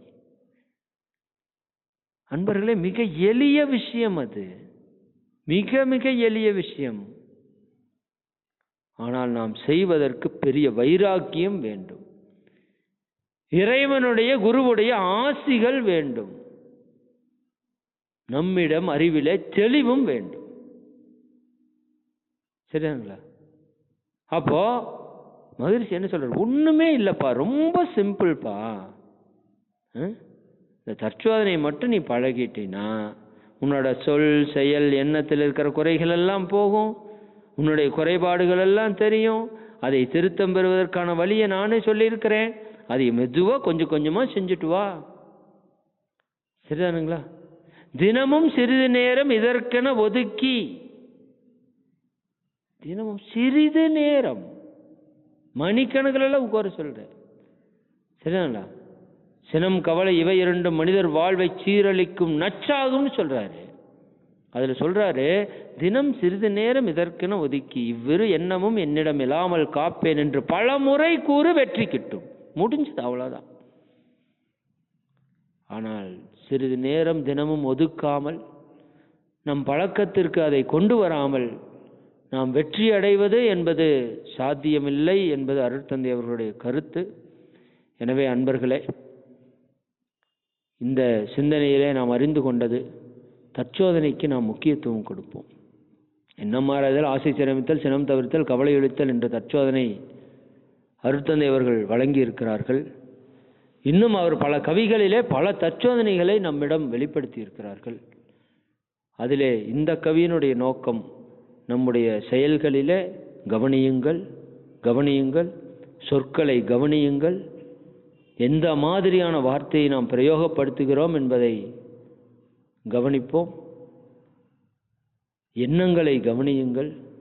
இந்த மூன்றையும் கவனித்து இதை மாற்றிக்கொள்வதற்கான வழிகளை நாம் கண்டறிந்தோமானால் இப்பிறவியில் நாம் இறையுணர்வு பெறுவது நிச்சயம் என்ற கருத்தை கூறி இந்த ஒரு தெய்வீகமான வாய்ப்பை வழங்கியுள்ள அனைத்து மனித தெய்வங்களுக்கும் நன்றிகளை உரித்தாக்கி, நாம் அனைவரும் அருட்பேராற்றல் கருணையினால் இறையுணர்வு, அறநெறி, கல்வி, தனம், தானியம், இளமை, வலிவு, துணிவு, நன்மக்கட்பேறு, அறிவிலுயர்ந்தோர் நட்பு, அன்புடைமை, அகத்தவம், அழகு, புகழ், மனித மதிப்புணர்ந்து ஒழுகும் பண்பு, பொறையுடைமை எனும் பேறு 16 பெற்று போற்றலுக்கும் தூற்றலுக்கும் வாழ்த்துக்களே கூறி மறை விளக்கும் உயர் வாழ்வை மதித்து ஒழுக்கம் காத்து மனையறத்தின் ஒளிவிளக்காய் வளமோங்கி வாழ்வோம்.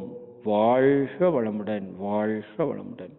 வாய்ப்புக்கு நன்றி. வாழ்க வளமுடன். சான்றோர் பெருமக்களே, மிகவும் சிறப்பாக மதிப்பிற்கும் மரியாதைக்கும் உரிய பேராசிரியர் அருள்நிதி மதன் ஐயா அவர்கள் தனது குறை ஆழ்ந்துணர்ந்து என்ற தலைப்பிலே நமக்கு நல்ல பல விளக்கங்களை அளித்து நம் சிந்தனைகளை உயர்த்தியிருக்கின்றார்கள். அவர்களுக்கு நமது நன்றிகளையும் வாழ்க வளமுடன் வாழ்த்துக்களையும் தெரிவித்து மகிழ்கின்றோம். ஐயா அவர்களுக்கு நமது நன்றிகளை வாழ்த்தின் மூலமாக தெரிவித்து மகிழலாம். இணைப்பில் உள்ள அனைவரும் தவநிலைக்கு வந்து அவர்களை வாழ்த்தி மகிழலாம். மதிப்பிற்கும் மரியாதைக்கும் உரிய பேராசிரியர் அருள்நிதி மதன் ஐயா அவர்கள் வாழ்க வளமுடன்.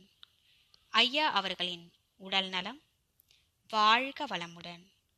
ஐயா அவர்களின் அன்பு குடும்பம் வாழ்க வளமுடன். ஐயா அவர்களின் அனைத்து பணிகளும் சிறப்பாக நடைபெற வாழ்க வளமுடன். வாழ்க வளமுடன் ஐயா.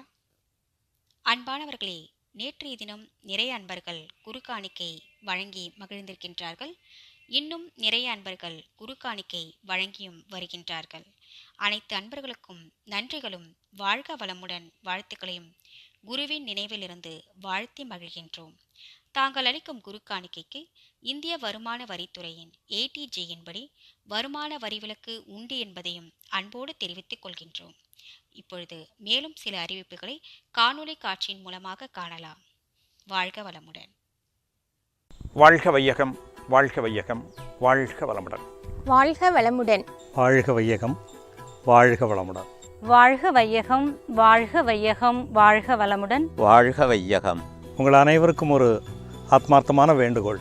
ஆன்மீக உலக சாதனை தவம் 15வது வேதாத்திரிய வேள்வி தினம். ஆசான் அருள் தந்தை வேதாத்ரி மகரிஷி அவர்கள் அருளிய வேதாத்திரியும் உலகம் முழுவதும் சென்றடைய ஒன்று கூடுவோம். மார்ச் 28, 2021 ஞாயிற்றுக்கிழமை மாலை 6 மணிக்கு சிறப்பு வாய்ந்த பௌர்ணமி தினத்தில் ஆன்மீக உலக சாதனை புரிய தாங்களும் தங்கள் குடும்பத்தினரும் அனைவரும் ஒரு சேர அமர்ந்து இந்த தவத்தில் ஈடுபடலாம். பஞ்சபூத நவகிரக தவம் இயற்ற உங்கள் குடும்பத்தினர், உறவினர் மற்றும் நண்பர்களுடன் வாருங்கள்.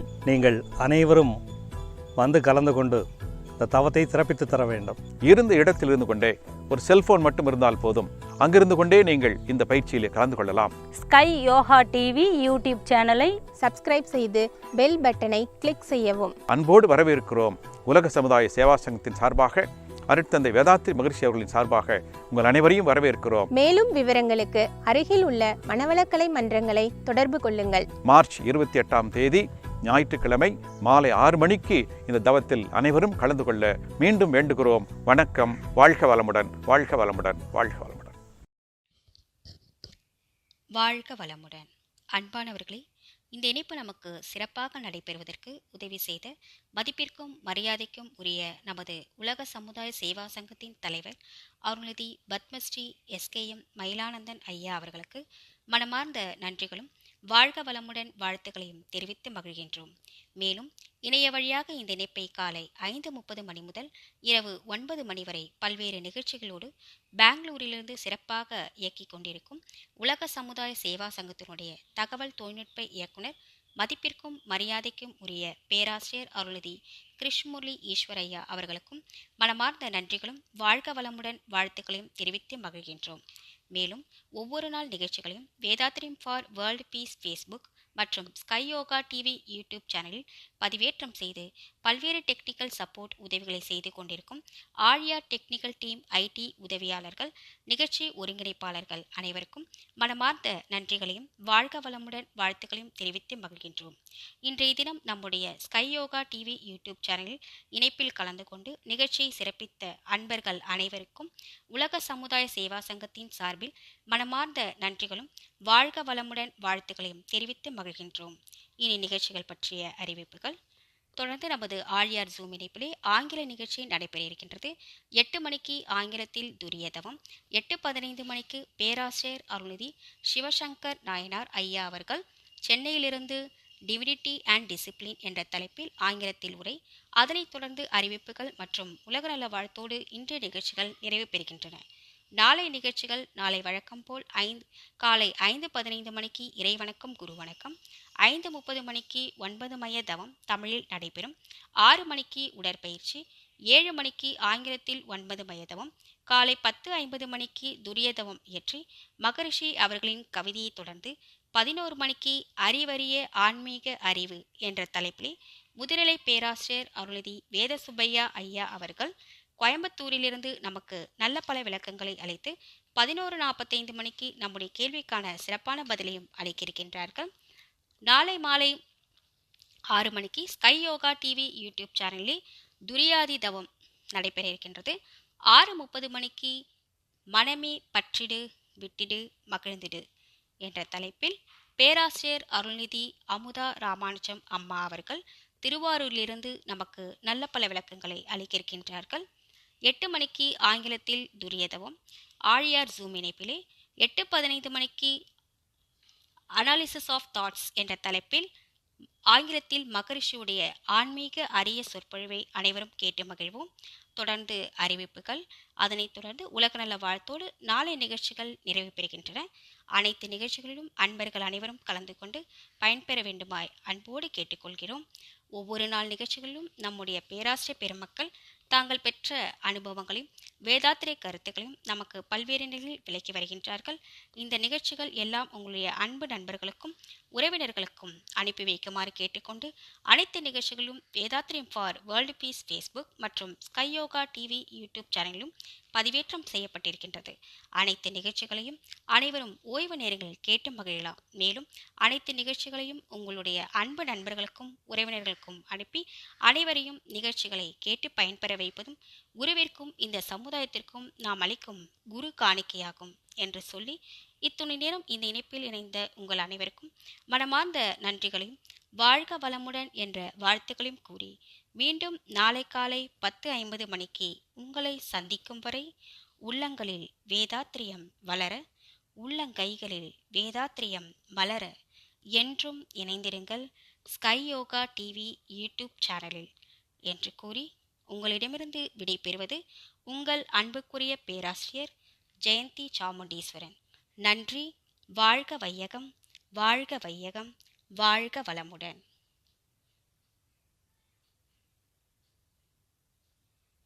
Be blessed by the divine. Let's join together to do online meditation and make a spiritual world record to spread the power of Kundalini Yoga taught by Yogiraj Vethathiri Maharishi. Join us to do 5 elements and 9 planets meditation on March 28, 2021 at 6 p.m. Indian Standard Time. Please subscribe to Sky Yoga TV channel on YouTube by pressing the bell button and participate in the online meditation. Please contact nearest Sky centers for further details. Join us with your family and friends and make it as a grand success. Be blessed by the divine. Be blessed by the divine. Be blessed by the divine. Be blessed by the divine. May the whole world enjoy prosperity, happiness and peace. Good evening and warm welcome to one and all. On behalf of our World Community Service Center, IT team Aliyar English Spiritual Session. Speech in English. We always work today for better tomorrow. Divinity and discipline are fundamental part of our life, which motivate us to progress in life and achieve success. Today, we have with us Sky Professor Shivasankar Nayanar sir to share his insights on the topic Divinity and Discipline. To mention about our professor, sir started his journey as a Vedatriyan in Thiruvanmiyur Thalaimai Mandram around the year 2005. He finished his MSc in Yoga for Human Excellency. His passion for science and spirituality made him to complete his MSc Yoga for Human Excellency with a project on the topic A Comparative Study on Origin of Universe by Newton, Einstein and Vethathiri Maharishi. Sir is currently doing his service in Medavakkam Manavalakalai Mandram and Nanganannur Anbalaya Tavamayam. Sir also volunteer for English foundation courses in Aliyar. Professionally speaking, Sir has completed his MSc Computer Science and presently working in HCL Technologies, Chennai. With a hearty welcome, I now request Professor Shivasankar Sir to kindly proceed with his speech. Thank you.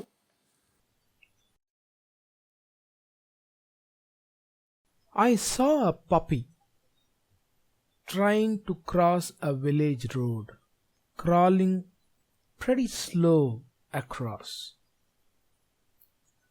My heart almost stopped when I realized it may not cross the entire length before the oncoming tractor nears it.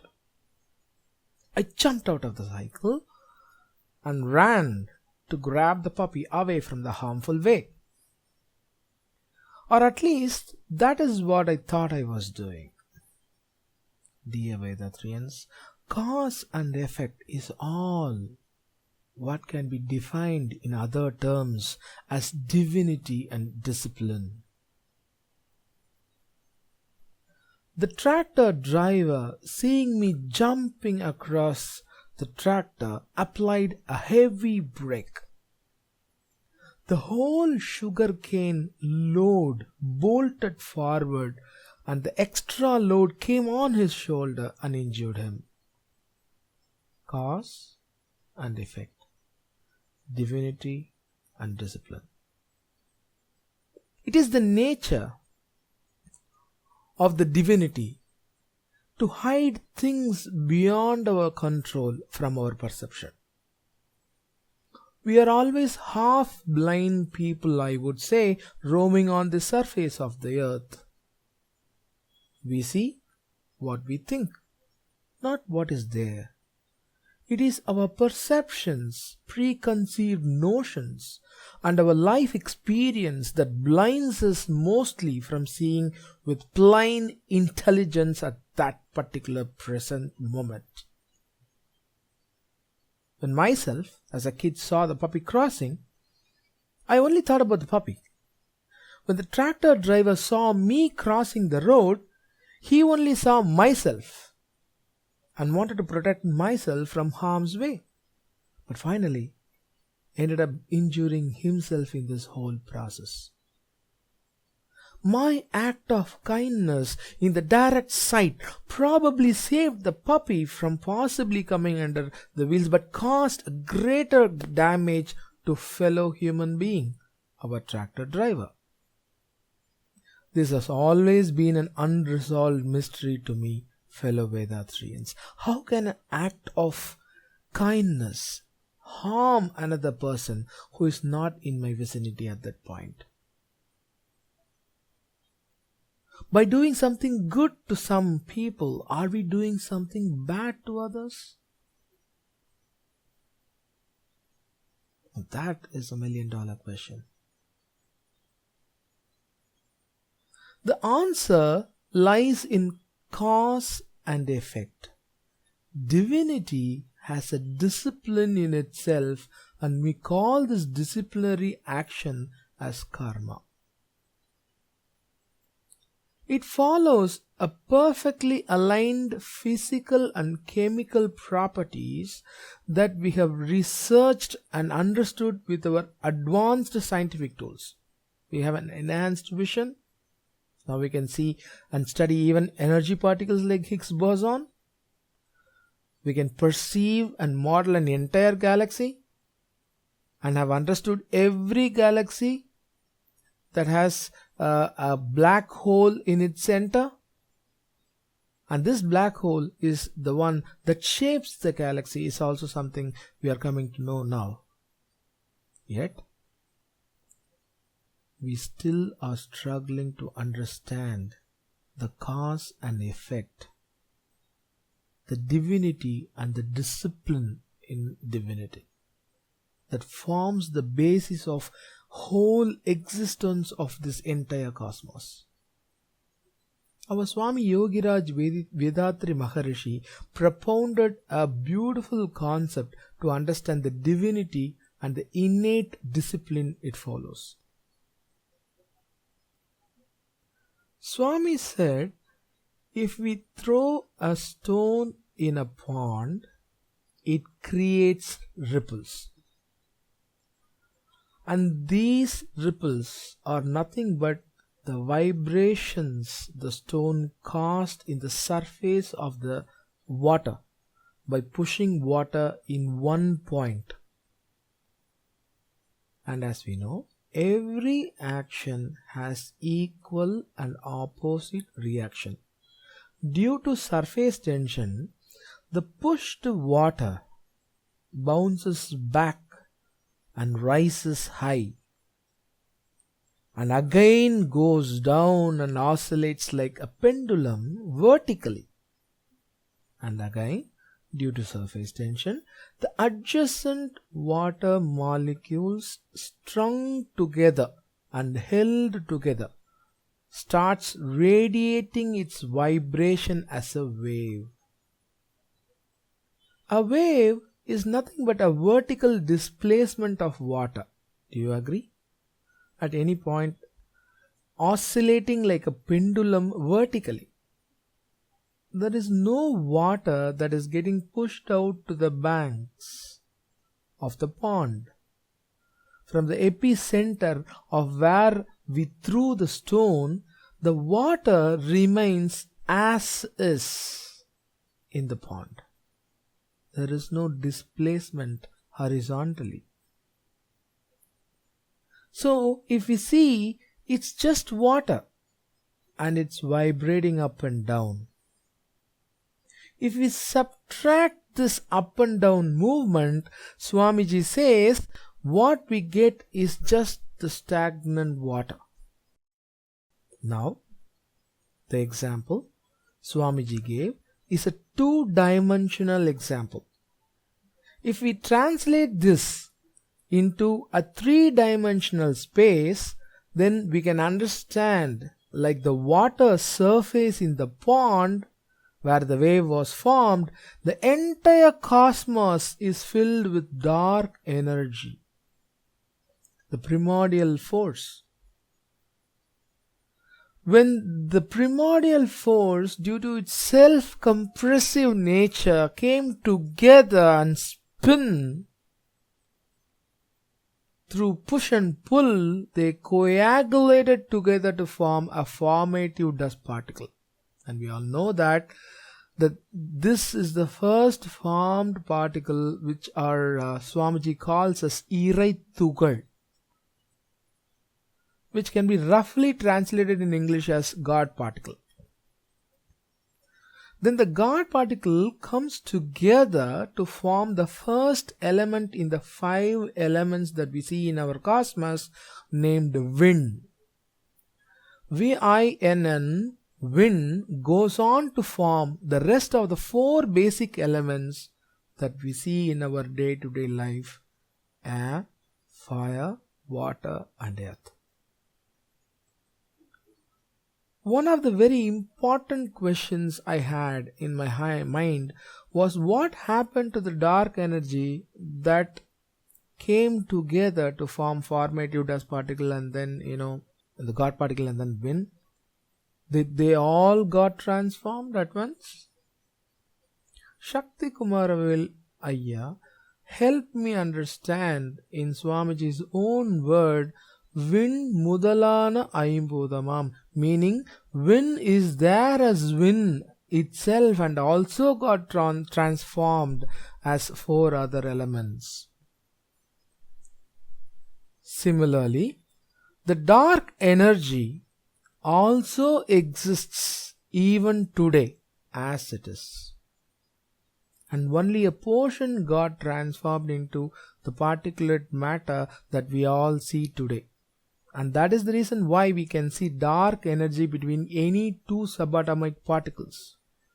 How can a subatomic particle like electron go around the nucleus so fast? It's because the fluid nature of the dark energy that surrounds the nucleus, even a part of this nature, this dark energy, is trapped inside the nucleus as well, between any 2 subatomic particle. For that matter, any 2 energy particle. So divinity, the God Almighty, the dark energy, the primordial force is there everywhere. There is no place without it. Everything around us is formed from it, from its self-transformation. Everything that we see is nothing but a push and a pull, a vibration that caused the self-compressive dark energy to spin to form formative dust particle and thereon all these particles. The discipline that is innate to this galaxy formation is imprinted deeply in every DNA of every cell in our body. So the DNA innately knows how to live an amicable life, a disciplined life. Godliness is imprinted in every DNA strand. We call these disciplinary thoughts as intuitiveness. We intuitively know that if we harm others, we are the ones who gets harmed back in some or the other way. Cause and effect, and that is how divinity has got self-transformed itself into this disciplined space-time fabric of huge cosmos. Cause and effect. Every living and non-living thing are nothing but part and parcel of this divinity and its discipline it has set up in its core design, the cause and effect. What is to lead a highly disciplined life after all? When we go to Swamiji, he says, I, in my lifetime, will not cause harm to the mind or body of myself or others in the present or in the future. That's what it is. And on top of it, if we can try to remove the suffering from others to the maximum extent possible, that is what is innately there in every DNA. Live symbiotic life, an amicable life. Live and let live. This is the core of Swamiji's all teaching.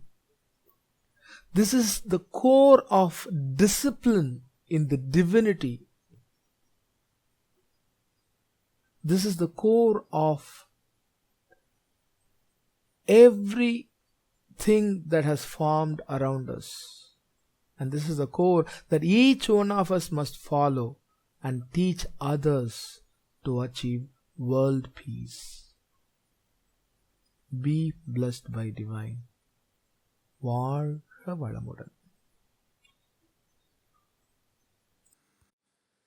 Thank you very much, sir, for enlightening us with your excellent speech. Now we move on to the important announcements. Pandemic situation is still not over, and the need of the hour is higher immunity level with people coming out in large numbers devoid of safety measures. For gaining higher immunity level against possible infections, we have the ancient practice of Siddhas called Kayakalpa Yoga, which is now available as online courses. Visit kayakalpayoga.edu.in to learn this technique from the comfort of your home and stay healthy. Download the Android app and recommend it to your friends and relatives. Visit kundaliniyoga.edu.in to learn all Sky courses in online mode in the language of your ease. They are offered in English, Tamil and Kannada. Check Anboli app on Android phones to access or download our Swamiji's precious speeches. Sky Yoga TV is our YouTube channel and Facebook page is also available.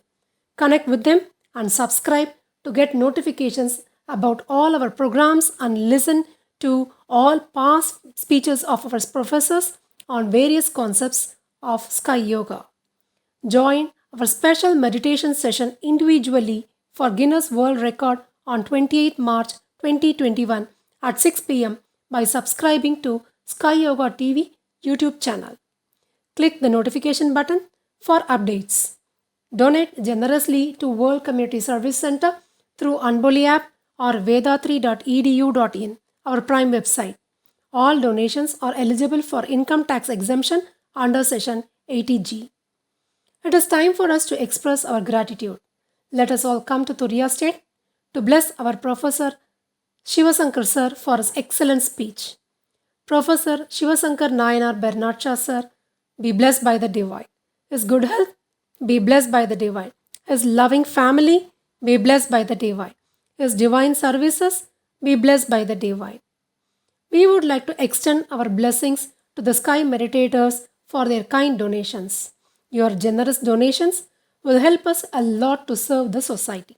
By the grace of divine power, may you and your family enjoy good health, long life, enough wealth, prosperity, wisdom, and peace. Be blessed by the divine. We are happy to bring the following online programs live from Alia Temple of Consciousness tomorrow. 5:15 a.m. 9 Center Meditation in Tamil. 6 a.m. Exercise in Tamil. 7 a.m. 9 Center Meditation in English. 11 a.m. Speech in Tamil by Senior Professor Veda Subbaiya from Kovai on the topic Arivariya Aanmeega Arivu. 6 p.m. Meditation in Tamil. 6:30 p.m. Speech in Tamil by Professor Amuda Ramanujam from Thiruvarur on the topic Maname Patrittu Vittidu Magilndidu. 7:30 p.m. Speech in English, a rare audio of our beloved Guru Vedatri Maharishi. Please share the program invite with your friends and relatives to get more people benefited through our practices. We thank our beloved President Arulnidhi Padma Shri S.K. Mailanandam Sir for his leadership, continuous support and guidance. Looking forward to see you all tomorrow. Till then, stay safe and practice our Kundalini Yoga. This is Janaka Veeraraghavan from Aliyar World Community Service Center, IT team signing off. Be blessed by the divine. Let us now conclude this session with world blessings. May the world be blessed with plenty of rain. The farmers work to produce an abundance of grain.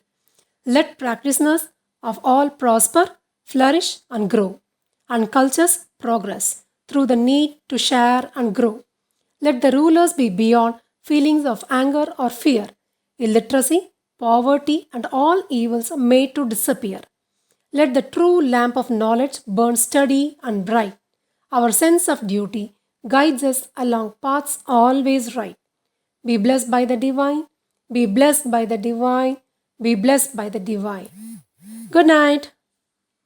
Be blessed by the divine. Let's join together to do online meditation and make a spiritual world record to spread the power of Kundalini Yoga taught by Yogiraj Vedatri Maharishi. Join us to do 5 elements and 9 planets meditation on March 28, 2021 at 6 p.m. Indian Standard Time. Please subscribe to Sky Yoga TV channel on YouTube by pressing the bell button and participate in the online meditation. Please contact nearest Sky centers for further details. Join us with your family and friends and make it as a grand success. Be blessed by the divine.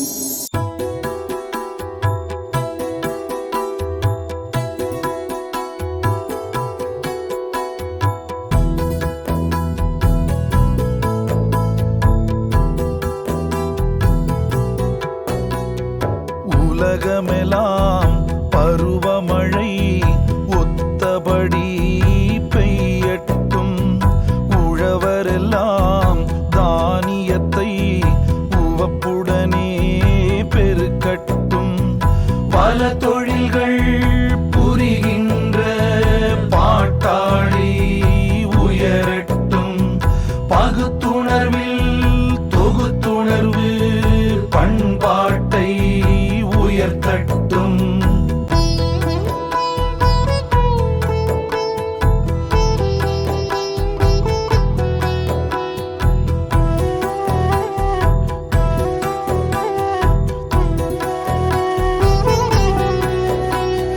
கலகங்கள் போட்டி பகை கடந்து ஆட்சி நடக்கட்டும், கல்லாமை கடன் வறுமை களங்கங்கள் மறையட்டும், நலவாழ்வை அளிக்கும் மெய்ஞான ஒளி வீசட்டும், நம் கடமை அறவாழ்வின் நாட்டத்தே சிறக்கட்டும், நம் கடமை அறவாழ்வின் நாட்டத்தே சிறக்கட்டும், நம் கடமை